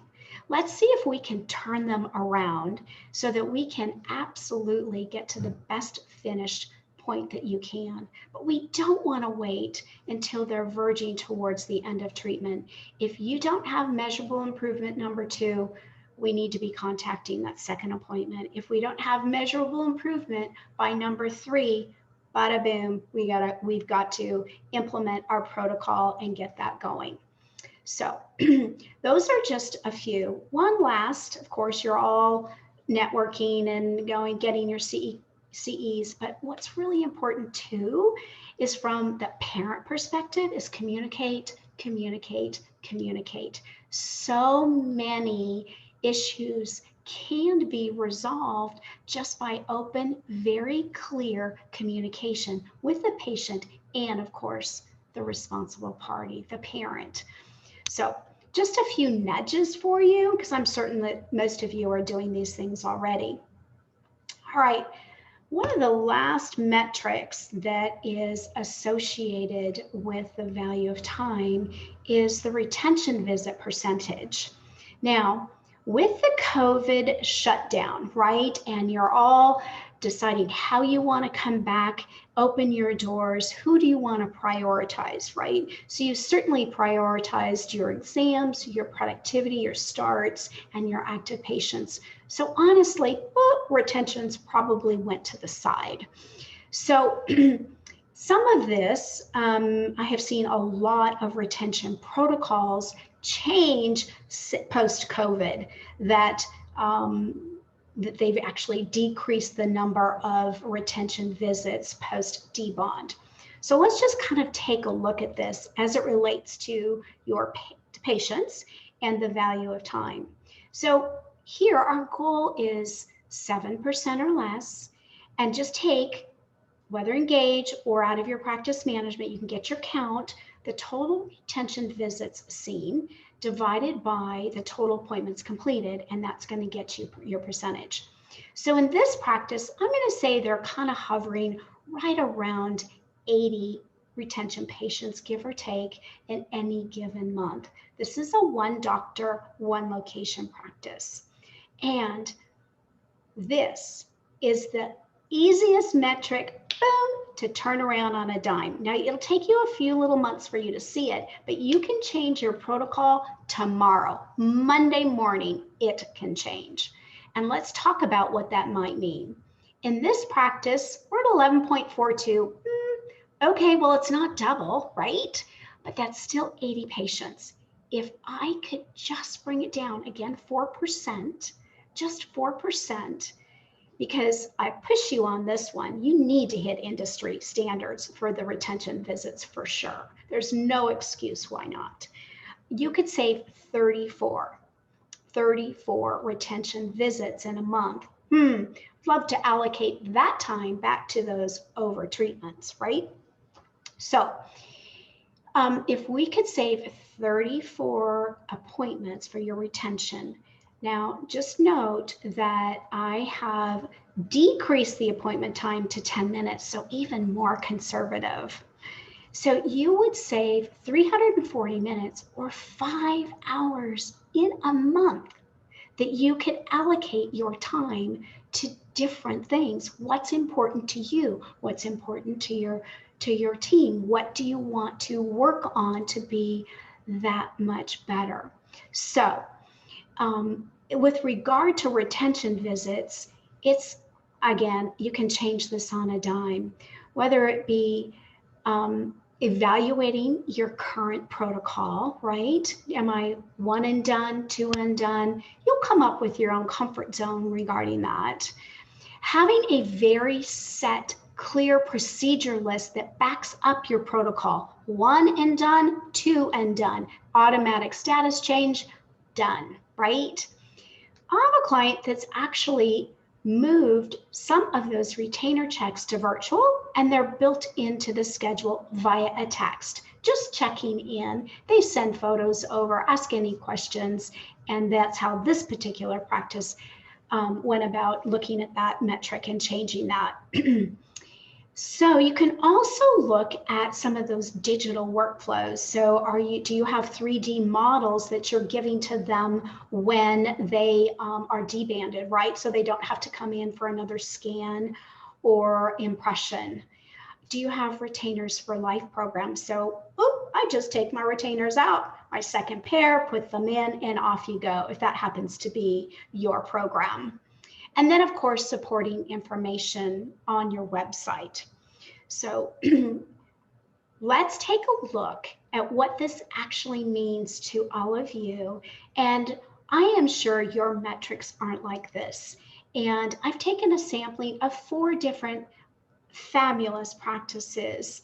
But if you had one area, just choose one area to focus on and bring that metric down, you could take any of these areas, whether it be the no-show, possibly save 11 hours, right? Or actually use those hours and not have to rebook. Emergencies, bringing that down to saving 22 hours.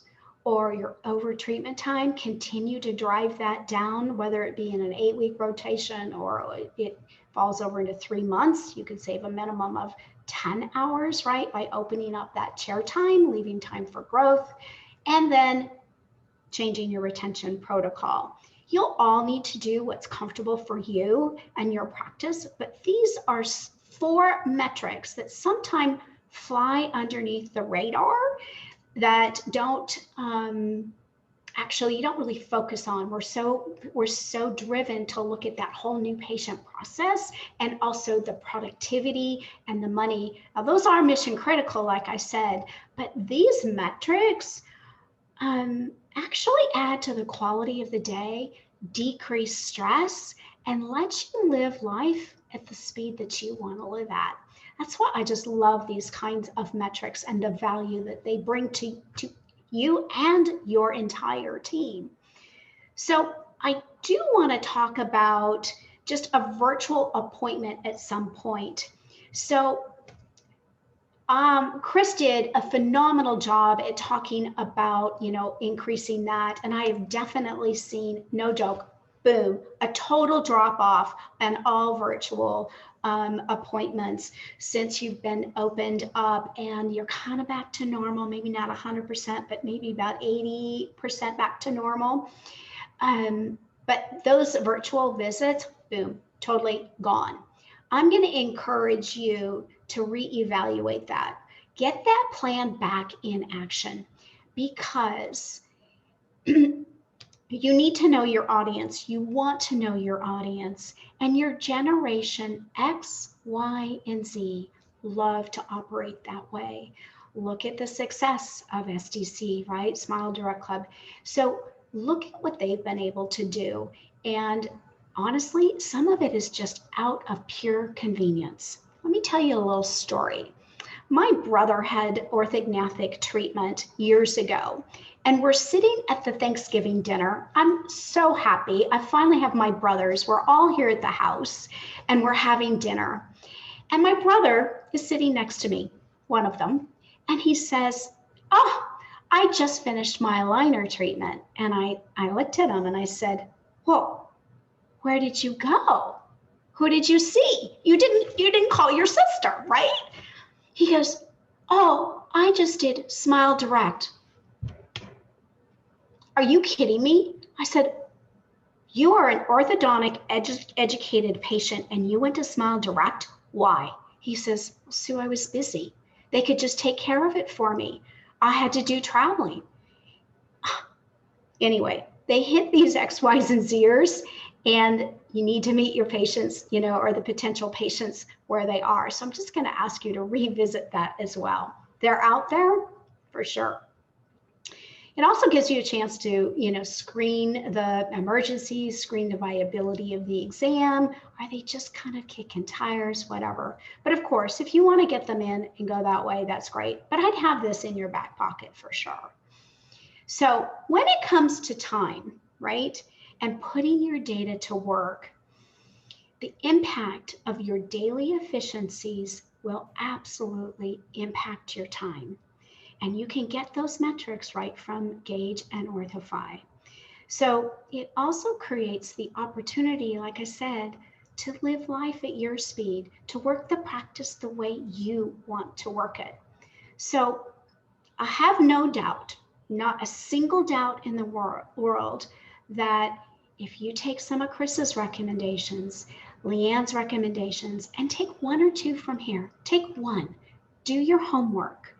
I have no doubt that you will make a difference. You will do the homework and make a difference so that you know that your time and how you're allocating your time is absolutely priceless. I want you to share and use your time as you desire. Life's about options. So thanks so much. If you have any questions, you can reach me at Sue at Impact 360. And again, so excited for OrthoFi and Gaidge to have an integration, and both of those programs providing unbelievable data metrics. But honestly, it's what you do with it that matters. So thanks so much. Thank you so much, Sue. I've seen you speak before, and I'm always struck by, how accessible, approachable, and how methodical your approach is. It's so easy, like you said, to just latch on to 1, 2, or 3 nuggets and really be able to dig in. So thank you so much for taking the time and going through all of that with us. Oh, it's my pleasure. Thank you.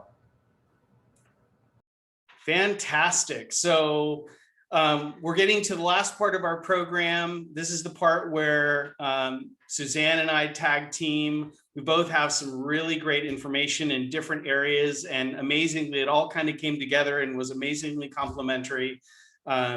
So I'm going to kick it off. And I appreciate you guys for sticking with us, especially on the East Coast when it's getting a little later in the day, in the evening. But I really hope that we can make it dynamic and exciting, and I want to also add value.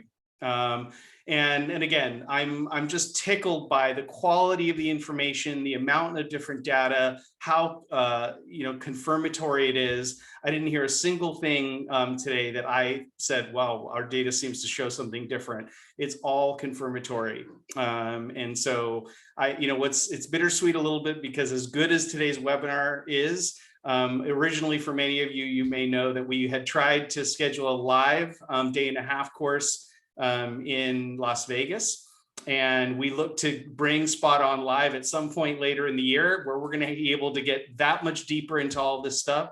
So if you guys really liked what you heard today, look out for that. And if I'm just so excited to keep trucking along. So perfect. let me go ahead and can I control? Perfect. Okay, so some of you may know me, some of you may not. Before I get started, I probably should, let you guys know why at all you guys should be listening to anything I have to say. And so I just wanted to share. So I love this industry. I've spent 17 years in orthodontics, close to 21 in the dental / orthodontics combined. Early in my dental career, I helped to establish the professional whitening market, working with the Zoom brand. I spent many of my formative years as the head of marketing and product development at Ormco, working on a lot of great clinical technologies. I've lectured all over the world, and I've published a number of articles. Many of you have read, many of you may not really remember or know that it was me writing them, but I've gotten a lot of great feedback over the years. And at the end of the day, what I love is this industry. I am a huge fan of what orthodontics can do for patients and transform their lives. And I'm also a data geek. So hopefully I'm going to be able to bring that to it. And at the end of the day, the other reason why you might want to perk up and pay attention is that I also have some pretty cool access to data from over 500 practices.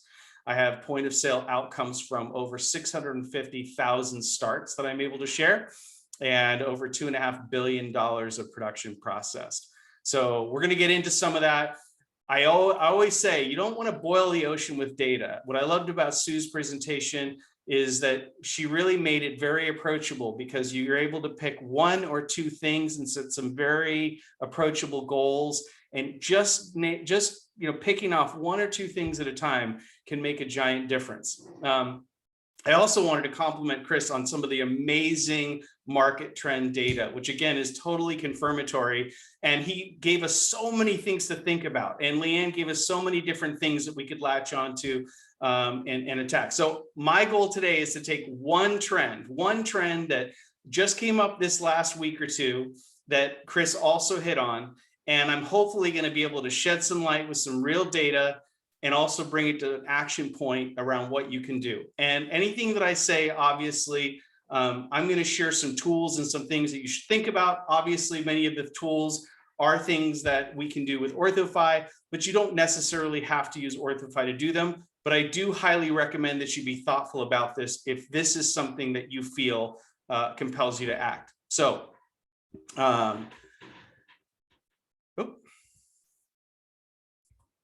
I'm not able to.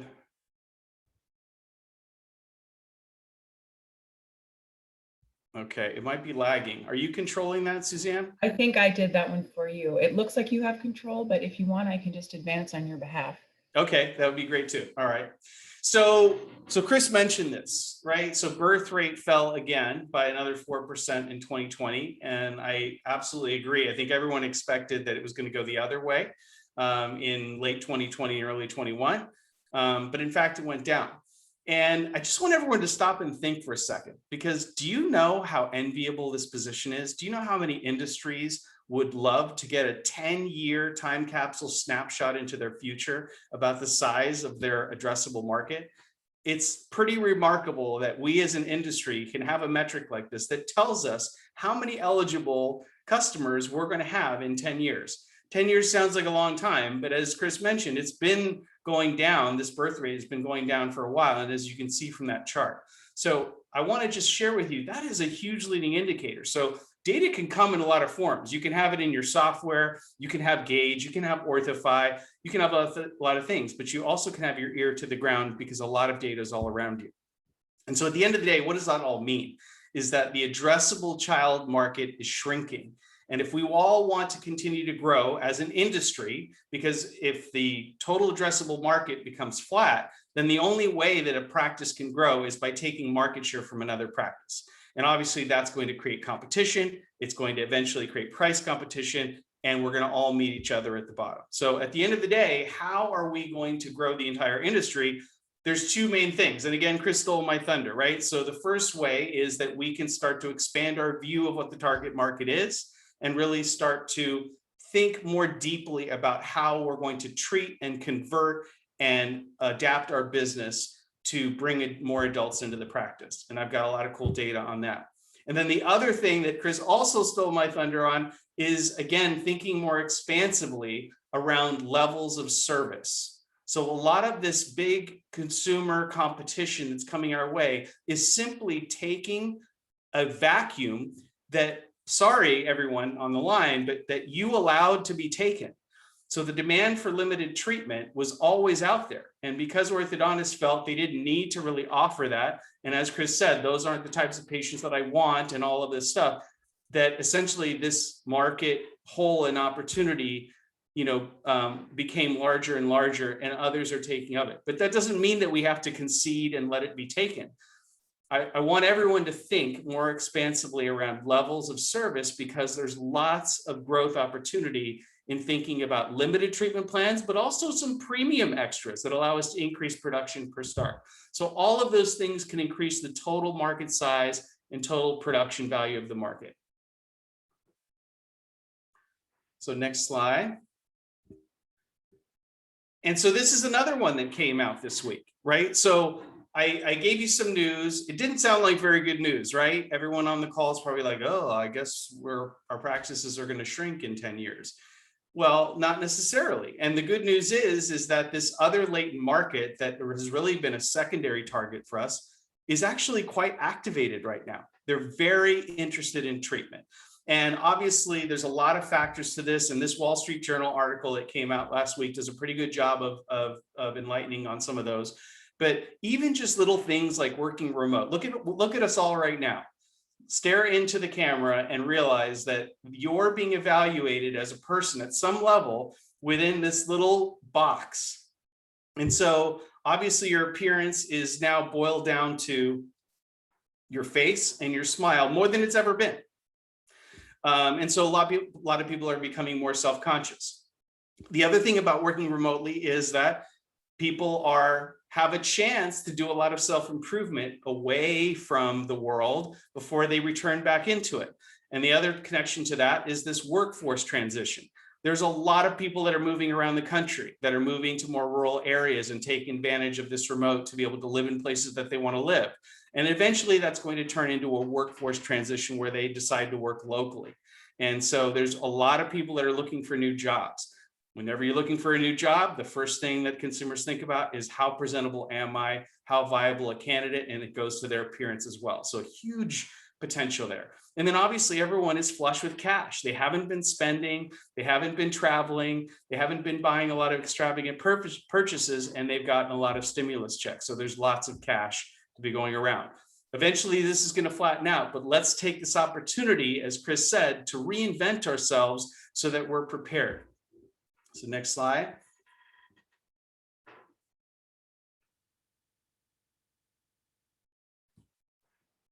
There's a little delay. Sorry about that, Oliver. No worries. So this is the data that comes from OrthoFi. And again, it's over 500 practices, close to 800 practice locations. And so what this shows is that this trend, this article in the Wall Street Journal isn't a flyby, and it's not just a headline. Not only does the data back up that more adults are in fact seeking and interested in treatment, but the truth is it's not a COVID thing. It's been happening for a long time.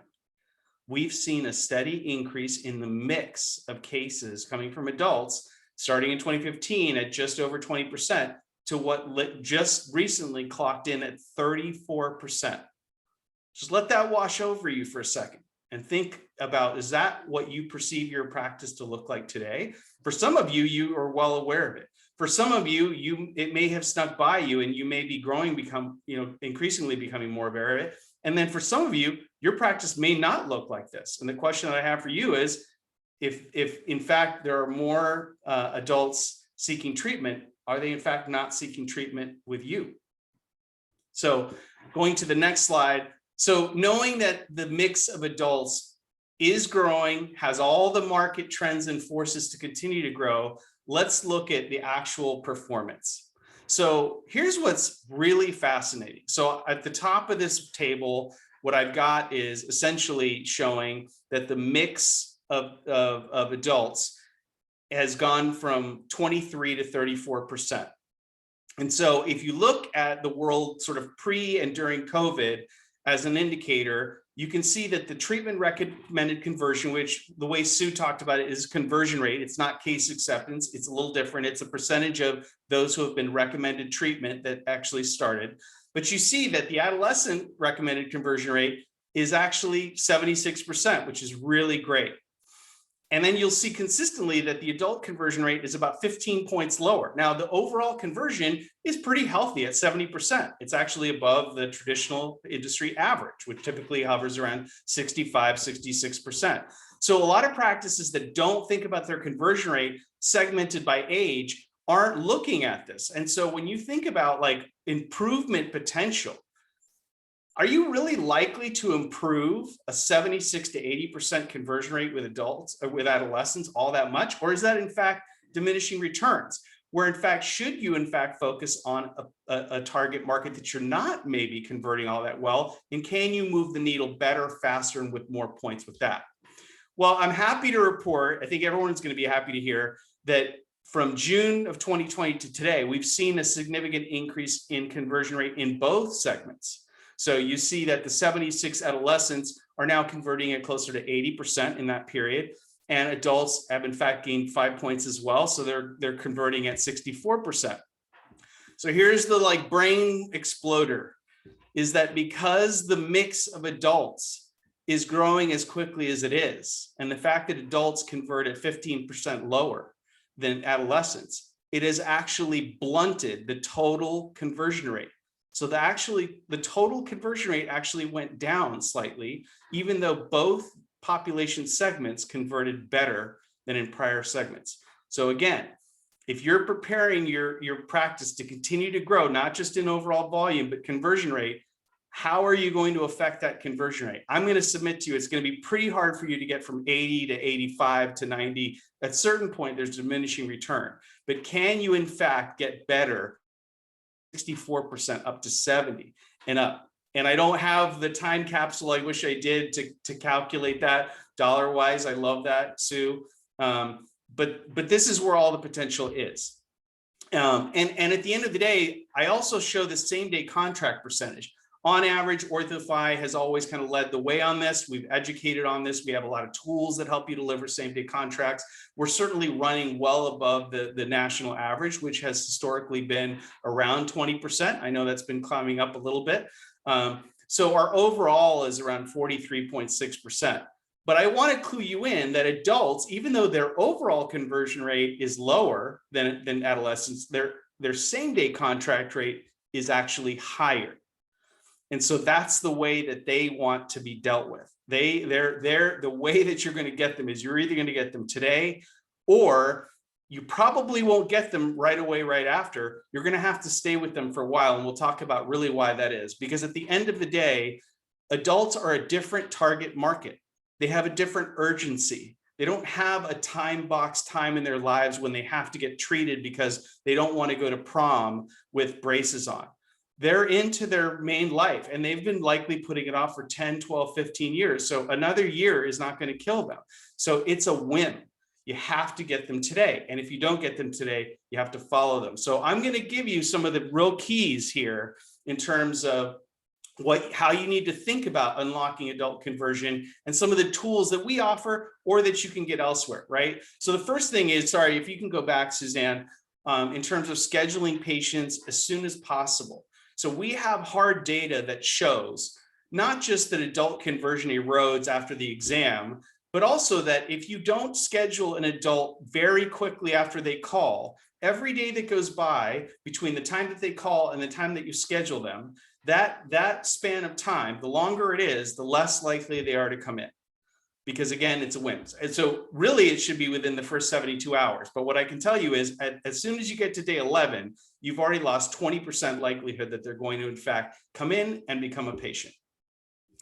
So the second thing that I want to share with you, which again is rooted in hard data, is the whole experience. So I'm not spending a lot of time on virtual consults, but I am a huge fan, and I agree with everyone on this call that it should be part of the armamentarium, because that is part of the digital experience that most adults in this range are experiencing and seeking all the time. What I want to focus on is this concept of grooming. And trial close is another code word for it. And it's been talked about a lot of different ways in this industry, but you win or lose before the exam even happens in most cases. And so that experience from the time that they call to the time that they show up is so critical. So having a really easy to use, mobile friendly digital workflow that keeps them engaged, keeps them reminded, and is going to get them into your practice is really critical. So, that's why we developed our mobile forms. And, we're happy to report by having just that little mobile friendly tool that we're able to get over 80% of the patients completing that form pre-exam at home. And then the other big important part here is that you have to notify them if they have coverage early, ideally before they even come in, because we've done a lot of hard data analysis. And this is a really important point.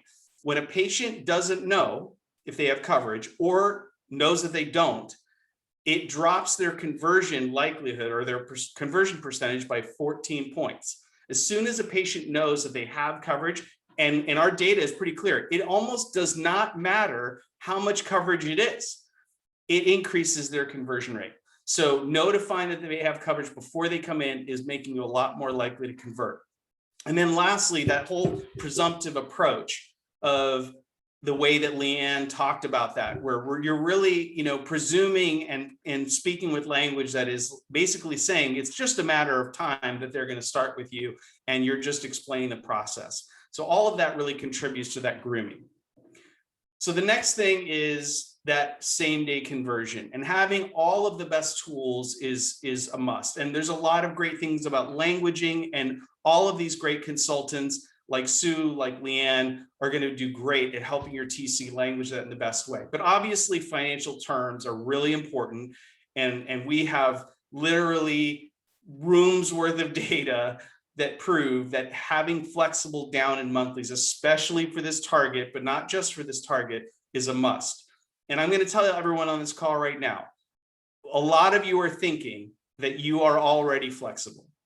And I will tell you from speaking to hundreds of orthodontists that 90+% of the offices that come and talk to us and say that they're flexible are not as flexible as we are or as they should be. And so it's a huge must. But it's not just about being flexible. This particular target wants control. So giving them that open choice and putting the device, putting the power in their hands has a measurable impact on conversion rate. Now, there are a lot of sliders out there. So I'm a big fan of them. We were the pioneers of it. And so you can find a lot of other sliders. And all I will say is if you don't have anything, at least do that. But what I will say is you got to make sure, because as soon as you hand the power to the patient, now that they can choose a lot of options that maybe they weren't choosing before. And what you want is one that has really a lot of algorithmic power behind it to make sure that there's lots of incentives and guide rails for them to choose a plan that is a win-win for you and for them. So that gets them converted today. And then when you don't convert them today, stay with them, stay connected with them. It's not like the kid whose mom is not, it's not an if they're going to treat, it's when and with whom.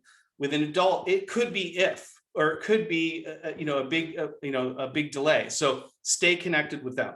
Obviously, the first thing is follow them home with that sign at home. I'm going to tell you right now, 29% of these patients pay in full from home, which is actually higher than what they do in the office. The same day cash is also $400 higher on average from doing it from home. I've got lots of data on that. That's a whole other, talk that we can have on how and why that is. But you don't need to be afraid to give them the control. They will actually do the right thing. And then the last thing is automated pending management. The average practice based on our data is following up 1 to 2 times. And the good ones are following up 2 to 3 times. For an adult patient specifically, and I think everyone is the same, but that's not enough.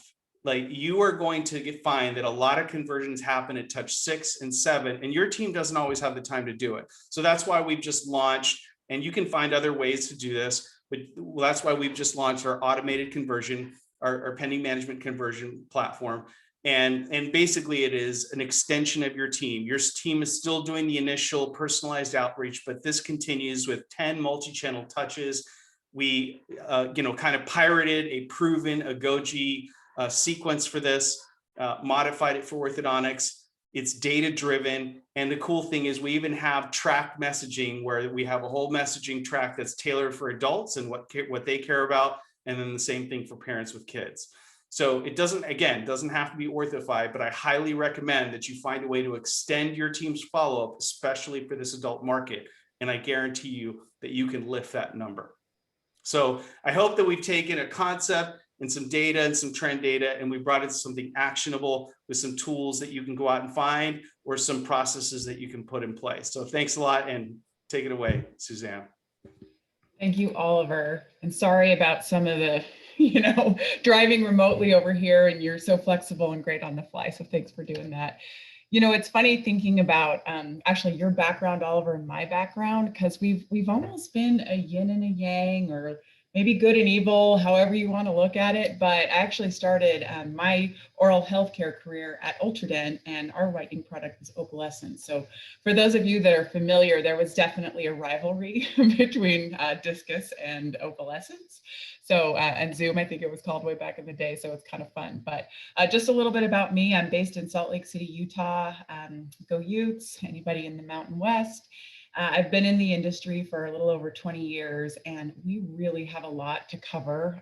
This is kind of like the 4x100 relay, and I don't think I've ever been the person bringing up the rear, but that's what I'm going to do. I'm going to talk fast, and I promise you, it's going to be fun. There's some really exciting ROI metrics for your marketing that we're going to be talking about.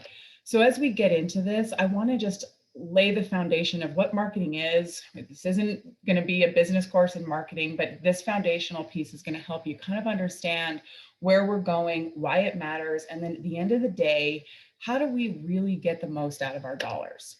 So there's 4 P's of marketing. This is foundational, but I want to bring it home for orthodontists. So the product, that's essentially you, your treatment. Are you on time? What's the staff?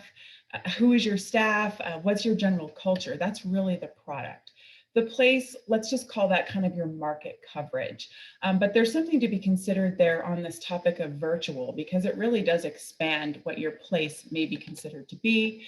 You have your price. These are your case fees. This is where your discounts go. And then of course your terms. And then lastly, promotion. That's really how people think about marketing that maybe aren't in the field. But it doesn't mean a sale or a deal, though that can be something we are communicating. It's really the promotion of our services. Who are we? How do people learn about us? What are the mechanisms we use? What is our messaging? And then yes, of course, there could be deals and specials that we communicate through this P of the 4 Ps. So there's our quick foundation. Now, some brutal facts. Marketing is still an art. It's a combination of art and science. And now that we have data that we can actually apply to our marketing efforts, and going way, way back to when people started advertising in, probably the 1800s or even before that, certainly there was a way to understand what was driving people to your business, but we have come so far, and that's what we're going to talk about today. But even with that said, there's something about marketing that feels like we're just throwing money out there. And what we want to do is improve our aim so we can catch the wind just right so that money comes back to us. The problem is it's hard to determine which way the wind is blowing. That's the market forces, that's the tactics that we try. So when we want to maximize our marketing spending, the first thing to do is just think about it. Each one of us as speakers today has said, if you do one thing, do this. So here's mine. If you do one thing, look at where you're spending money in marketing. Talk to your accountant, talk to your bookkeeper, whoever is in charge of that for you, and really try to understand, where are my marketing dollars going? How much do we spend on swag? Are we doing paid social? What's our website cost us?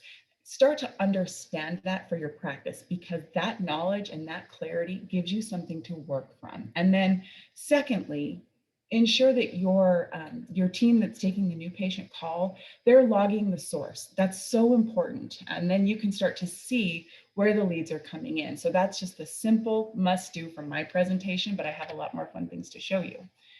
So imagine if you wanted to take things to the next level. Now I know it's Friday afternoon, Friday evening in some places, and I think the next thing on your mind may be a nice cocktail or maybe an afternoon walk. But imagine in the world of marketing, knowing more about your marketplace, not guessing, not going with your gut, but actually understanding something about your ideal prospects that would have a higher likelihood of turning into patients. And as we think about what has evolved in the world of marketing, it's crazy to think just 10 years ago, social media marketing was not that big of a thing. It was building, it was developing, but think about it. I know I'm aging myself here, but I was, I had kids at this age. I was definitely, an active part of the world. And Facebook was more of a community for communication with friends and sharing pictures. It wasn't exactly the marketing engine that we know it to be today. Well, then 5 years fast forward, it's almost like light years from a technology and marketing standpoint. So much started to happen, but our ability to reach our prospects was kind of this spray and pray approach, right? Where you just said, hey, we've got to get our name on Google. We've got to make sure that we have a Facebook presence. Just throw it all out there. And it could be, a wonderful 80-year-old grandmother all the way down to, maybe a 17-year-old that's seeing your message and you're paying for that message to be seen, but possibly not the right target who's actually going to come in and sign up for treatment. So where are we now and where do we want to go? So where we are now is we actually have access to data that can drive very sophisticated targeting. And we can leverage information to inform our marketing in ways that we weren't able to just a few years ago. One of the tools in which we do this, and some of you may have heard a little bit about this, and we're not going to talk in detail about what this product is and how it works, but we invite you to reach out to our team should you have more questions. But essentially, our market maps looks at everything happening outside of your practice. So Gaidge looks at what's going on inside your practice, operationally, financially. We've talked a lot about that today. Market Maps now is saying, okay, what's the data in and around my practice and how can I leverage that to be as sophisticated as companies like Starbucks and CVS and how they're targeting? And essentially the way this works, is as we've learned about this, there's a little bit of that big brother feeling that each and every one of us that has a FICO score, which is most people, I believe today, they're gathering information on us, that you have your online behavior, you have everything that's going on from a credit standpoint when you apply for a loan. If you've ever been to school anywhere, which I know all of you have, there's a lot of information that's being gathered on us. And older generations have different ideas than younger generations. If you ask my son about this, he thinks this is great. He has no problem with it. He's like, yeah, the internet understands what matters to me. The internet delivers things that will enhance my life possibly, and it actually kind of cuts down on the marketing noise. So as we think about our prospects that are kind of coming up versus maybe where I personally sit on this matter, which is like, whoa, all my stuff's being tracked, there's really something to be learned. And we've got to kind of push past even some of those feelings about, is this a problem? Because it's really an opportunity for us. So what Market Maps does is it takes that data and it actually shows in a geospatial analysis, you actually look at a map. You can see where your practice is and where your ideal prospects are within your marketplace. And it provides guidance on effectively reaching those prospective patients. And why this matters so much is because we often are operating kind of trusting our gut. And the gut is connected to the brain. There's a lot of reasons why that makes sense. But when we take this particular example that you're looking at, the pinpoint is where the practice is located. And what would make sense to your gut is, hey, I know the neighborhood where number 10 is. I know the neighborhood where number 3 is. And from my perspective, those are our best places to go. you may not have even been thinking about where that number one circle is. And for this particular practice, the analysis showed that that was the number one target market of prospects that would be interested in coming into getting orthodontic treatment. So it takes so much information, it distills it down using the visualization so you can really understand how you can work with it, where to focus your energy, and frankly, more importantly, probably is where not to focus your energy. I mean, that is the biggest challenge as a marketer is it's not all about all the ideas, what can I work on? It's where can I yield the greatest result from the ideas that I have at my hands. So there's three ways that market maps can influence your patient prospecting and bringing new people into the practice. Internal marketing, community marketing, and external marketing. A lot of times when we think about it, we may think, okay, what ads am I going to pay for? What am I going to do digitally? Should I do social media? But think more broadly and think about the patient experience. Leanne talked so much about this, as did Sue. What's happening with those people are coming in the door? Where are there the greatest opportunities within your community? And so this is something I created just to give us a visual of the traditional adoption journey for marketing, which is the chevrons that are in a straight line. But in our day and age, there's very few straight lines anymore, right? There's so much information coming at us from so many different directions that we've got social, we've got mommy blogs, we've got word of mouth, we've got all these different things. So this is just probably missing a few points here, but an example of all of the different types of things that may engage a prospective patient with our practice. So it can become a little overwhelming as we look at this, like, oh my goodness, what does my budget have to be if I've got to do every single one of these things? So that's, again, where market maps comes into play. If we knew more about the prospects coming in and we could understand, we've got these top three people, these top three personas, I should say, since no one of us is exactly the same. These are groupings of individuals, but it's based on so many different sources of information that really kind of give us a nice understanding into motivators and drivers. And we can figure out for our top prospects, these are the areas that work for this particular persona. And then this particular persona, okay, here's our mom with kids that are coming up in age for needing orthodontic treatment. What matters to her? And of course, her partner, her husband, I assume. What matters to this family versus maybe the single male individual? Those are probably two different things. And how we talk to them and how we reach them, we're going to have a greater level of success if we can connect with them on their value set versus maybe just this broad spray and pray idea. So then with everything, that we can consider, the data can inform where we may put our community efforts. That's my kids, they won state. I've run out of friends to tell. So of course I have to tell you all. So thanks for putting up with me. But do you sponsor your friend's hockey team? Is that the best bang for the buck? Or is something a lot more important to your community that you should really focus your energy and effort on? The data informs those choices. In addition, this is such a great example of one of our market maps clients where the power of the new patient experience, how they presented the front office and the things that they were offering, they altered the standard soda machine and Cokes and regular cookies, which I hope we're all on our way to getting back to that place where we can have those things in our waiting rooms. But they sort of altered that to really be able to address the values of the prospective patients and their community that were coming in. Let's not have soda. Let's have a more healthy option. Let's make sure our patients and prospective patients understand that we're really sensitive to potential allergies.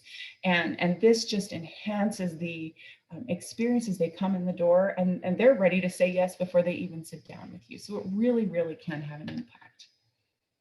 And importantly, data informs SEO. This is such a buzzword. I know we talk about it probably a lot in every single business and marketing presentation, but I want you to think about SEO in this way. It is your modern day storefront. So thinking way back, you may have a big long strip mall, or you may have, a regular mall where it was just store after store after store. And imagine that every single one of those was an orthodontist. how are you standing out? That's the SEO opportunity you have, and it is a complicated one. So Google is magical in leveraging algorithms, but there's a lot of science behind how that's all done. The more you know about what your potential prospects are looking for, and if your services actually match their search, that's where you win. That's how you stand out. There's things you can pay for, of course, but Google absolutely rewards content over all else. And so once they find you, once they decide to look into your storefront window, your opportunity then is not only to educate about what you do, but connect. And the only way to connect is to understand. So for each of us as human beings, we do so much better when we really understand the other people that are looking across the table from us. So that is the world we're living in. We must have some of these same elements and personal touches, if you will, to connect with our prospective patients. And lastly, and very importantly, as far as some of the major tactics go, you know, if we had hours and hours, I think we could talk about this for a long time, but I'd put you all to sleep. So we're just cruising through and talking about some of the high points. Social media is something that, you know, it's become a little controversial lately. And maybe some of us love it and we enjoy connecting, and maybe some of us don't love it anymore, but we used to love it. The point that we must take away is that it's a business tool, and it actually is something that we can utilize, and it's important for our business. So that's really where you kind of got to focus energies. When we think about COVID-19, and we are heading into this post-pandemic era, and at the same time, we are entering that as changed people. We have really adapted our purchasing behavior. We have learned to be here and looking at computer screens instead of with each other. And some of that I think we can embrace. I think we can enjoy some environmental benefits, perhaps. We can enjoy some convenience benefits. But we've got to really be dialed into the fact that our consumers are looking at things a little bit differently, as both Chris and Oliver have pointed out. And, you know, this article was published by HubSpot, which is an amazing resource, by the way, if you're interested in learning about marketing and consumer behavior. Absolutely huge fan of HubSpot.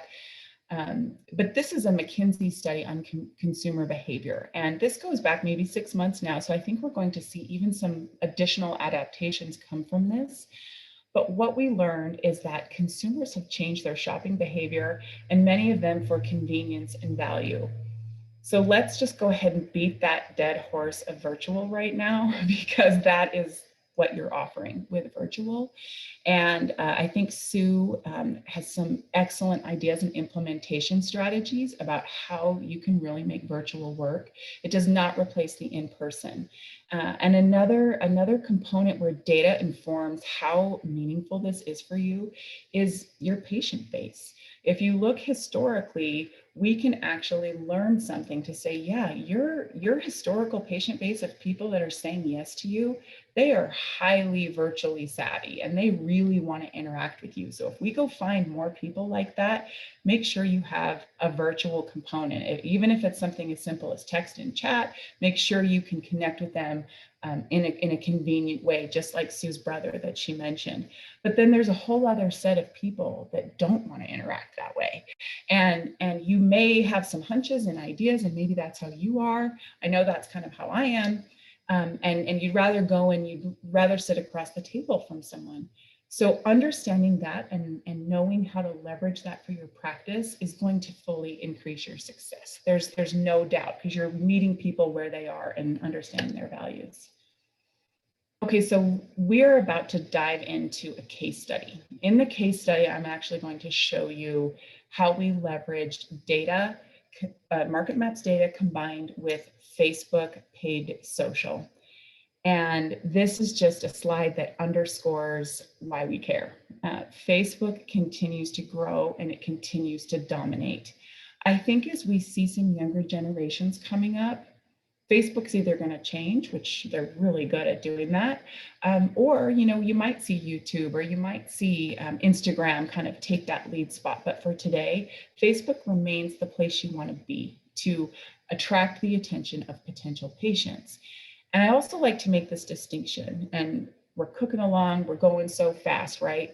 But I want to make the distinction between people walking by the street in your storefront, in my SEO analogy, and how social media operates as far as prospects. Social media grabs people that may be thinking about orthodontic treatment. Google and SEO grabs people that are looking for orthodontic treatment. So they work together, and you really need both, depending on your growth strategy, I should say. You don't have to have both, but if you really want to grow, you do need both. You should maximize both. Okay, so now we're going to jump into some of the fun stuff. So this is a case study that we performed over 9 months, starting in the heart of the pandemic. So that was awesome. And it's one of those things, like, if you can make it in New York, you can make it anywhere. I felt like, man, if we succeed in this marketplace, this is going to be really cool. This is going to be really fun to share. And, you know, we know from some of our Gaidge data and things that Chris has shared, the pandemic hit orthodontics in a strange way. We had a shutdown, of course, but we also saw some pent-up demand, and we learned some things about the marketplace and consumers. So it was an anomaly for sure. And I'm excited to continue to build upon this and see what else we continue to learn. So in this pilot, we focused on external digital marketing, specifically using Facebook. We conducted custom practice market studies to understand historical success rates. Okay, so we used market maps to grab the data. We identified the key persona targets for the practices we worked with. We then educated the offices on their targets. We showed them the maps. We showed them exactly what was happening in their areas. We also then selected a partner that was using the latest in digital social media marketing tactics. This is not a small thing, and I really want to put an exclamation point on this. A lot of marketing companies and a lot of individuals will tell you they're really good at social media. And I believe in them, and my heart is there with them, but this is kind of harder than it seems, myself included. You know, I've definitely, I'm continuing on my education here, and, you know, I've been in marketing for a little while. So this is something to really, really maximize digital social media and make it work.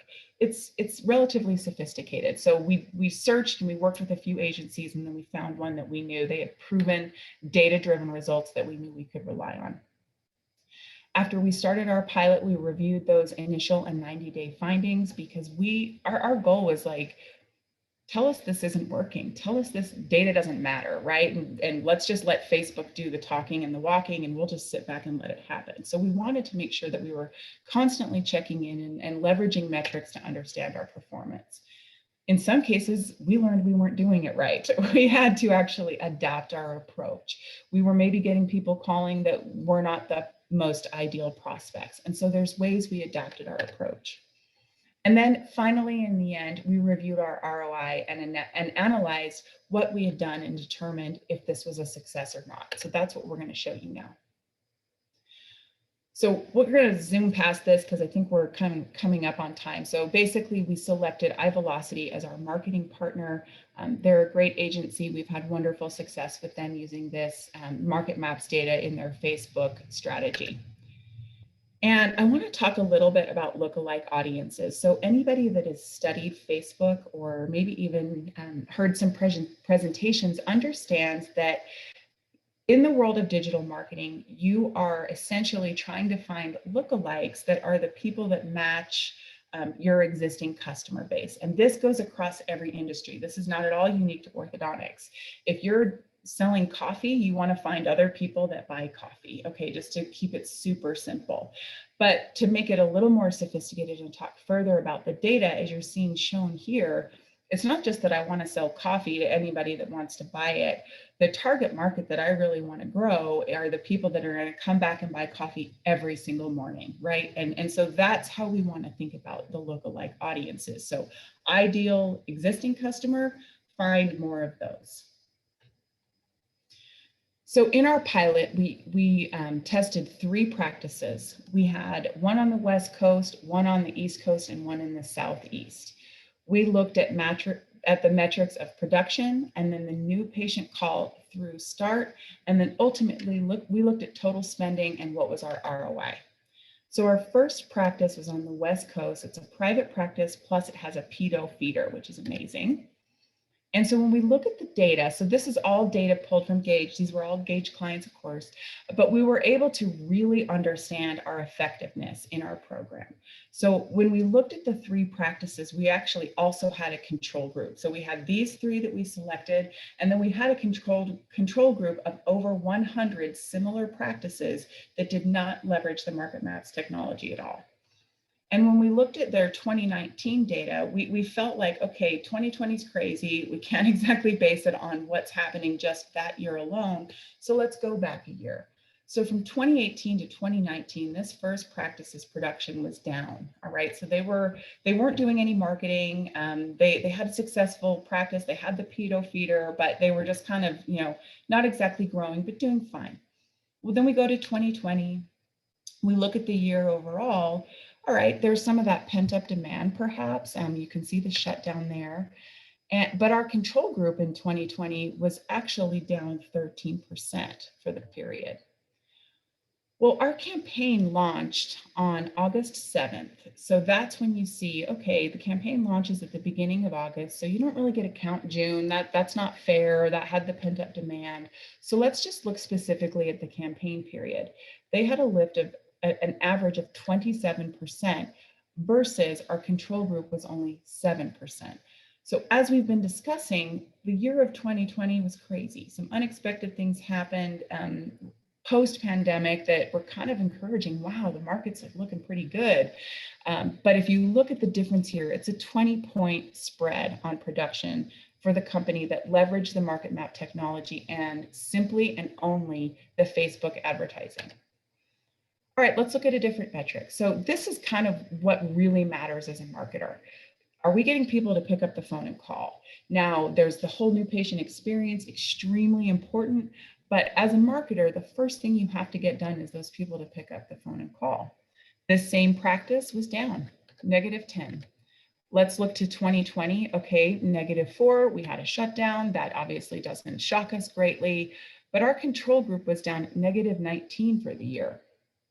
There's our campaign start again, and look at the turnaround, 35% versus our control only recovered to 2%.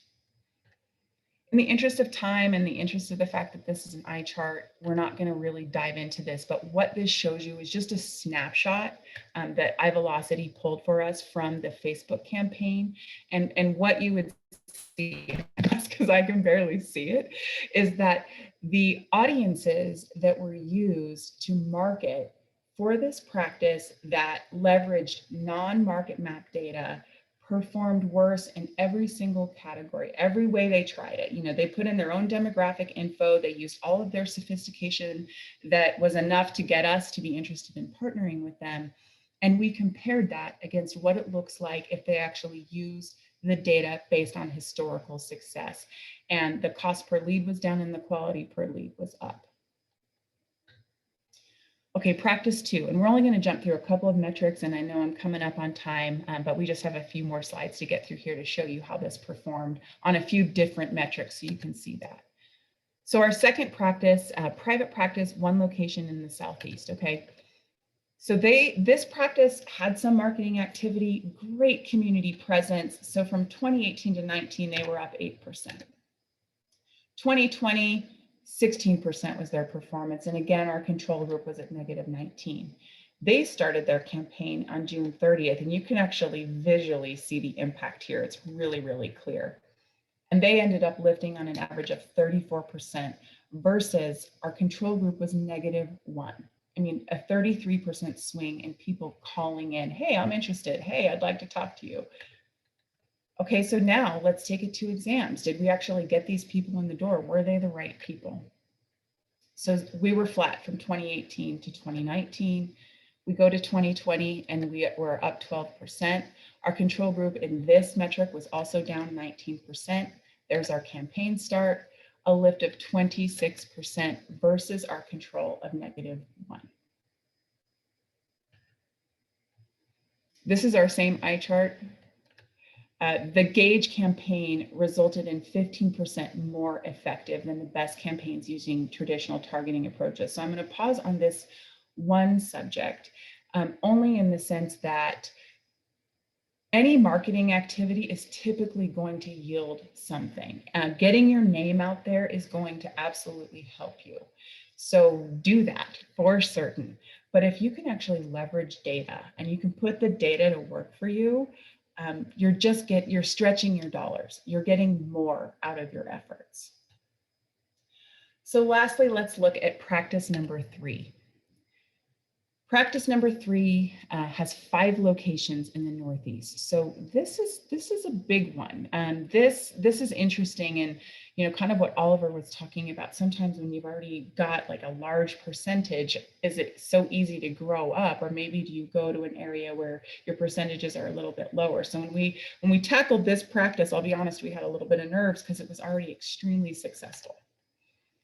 So for this practice, let's just look at new exams to start. Okay, so from 2018 to 2019, I mean, look at the numbers there. Growing 10%, doing amazing. Looking to 2020, okay, a big shutdown. But again, when you're already doing well, your numbers are bigger, the growth didn't exactly have the same impact, or so we thought. And then we look at our campaign start. A 56% lift in new exams coming in. So these people called and these people were coming in. You'll notice here that I actually included virtual. So this practice started adopting virtual in the summertime and then started tracking those metrics in Gaidge. So that's available to all Gaidge clients, no extra charge. You just need to get mapped. It's really easy. But then that also contributes to their ability to connect with patients. Our control group was -1 in this metric. So these are the same as what you saw before. Okay, here's what really matters, starts. And you can see here, we've got full phase 1, aligner, limited, and same day start. Okay, so we're looking at 2018 to 2019, 9% growth. The squiggly line is the same day starts line, the way that you'll see it in Gaidge. For 2020, a 3% increase versus our control group, which was -12. For starts for the year. The campaign started with this practice September 1st, and we saw a 49% increase in starts. Now, they had a couple of other things that they were working on. They did some mailers, leveraging lead lists from market maps, but this practice is all about the data, high performing practice, amazing team, and they just kind of blew it out of the park. Our control group performed at a 4% increase during this campaign period. So things were definitely starting to recover, especially as we headed into the beginning of this year. Eye chart, moving on, we're at the end of our time. So here is the dessert. You've eaten your meat, you've eaten your cabbage, you've done everything you're supposed to do.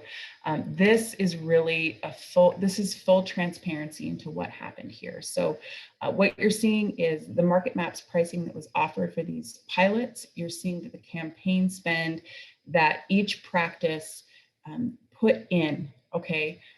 Then what you're seeing is the prior year campaign's net production and the current year campaign's net production. You're seeing the overall growth for each practice, okay? And they're in order of ROI, so that's why we have 2, 1, 3.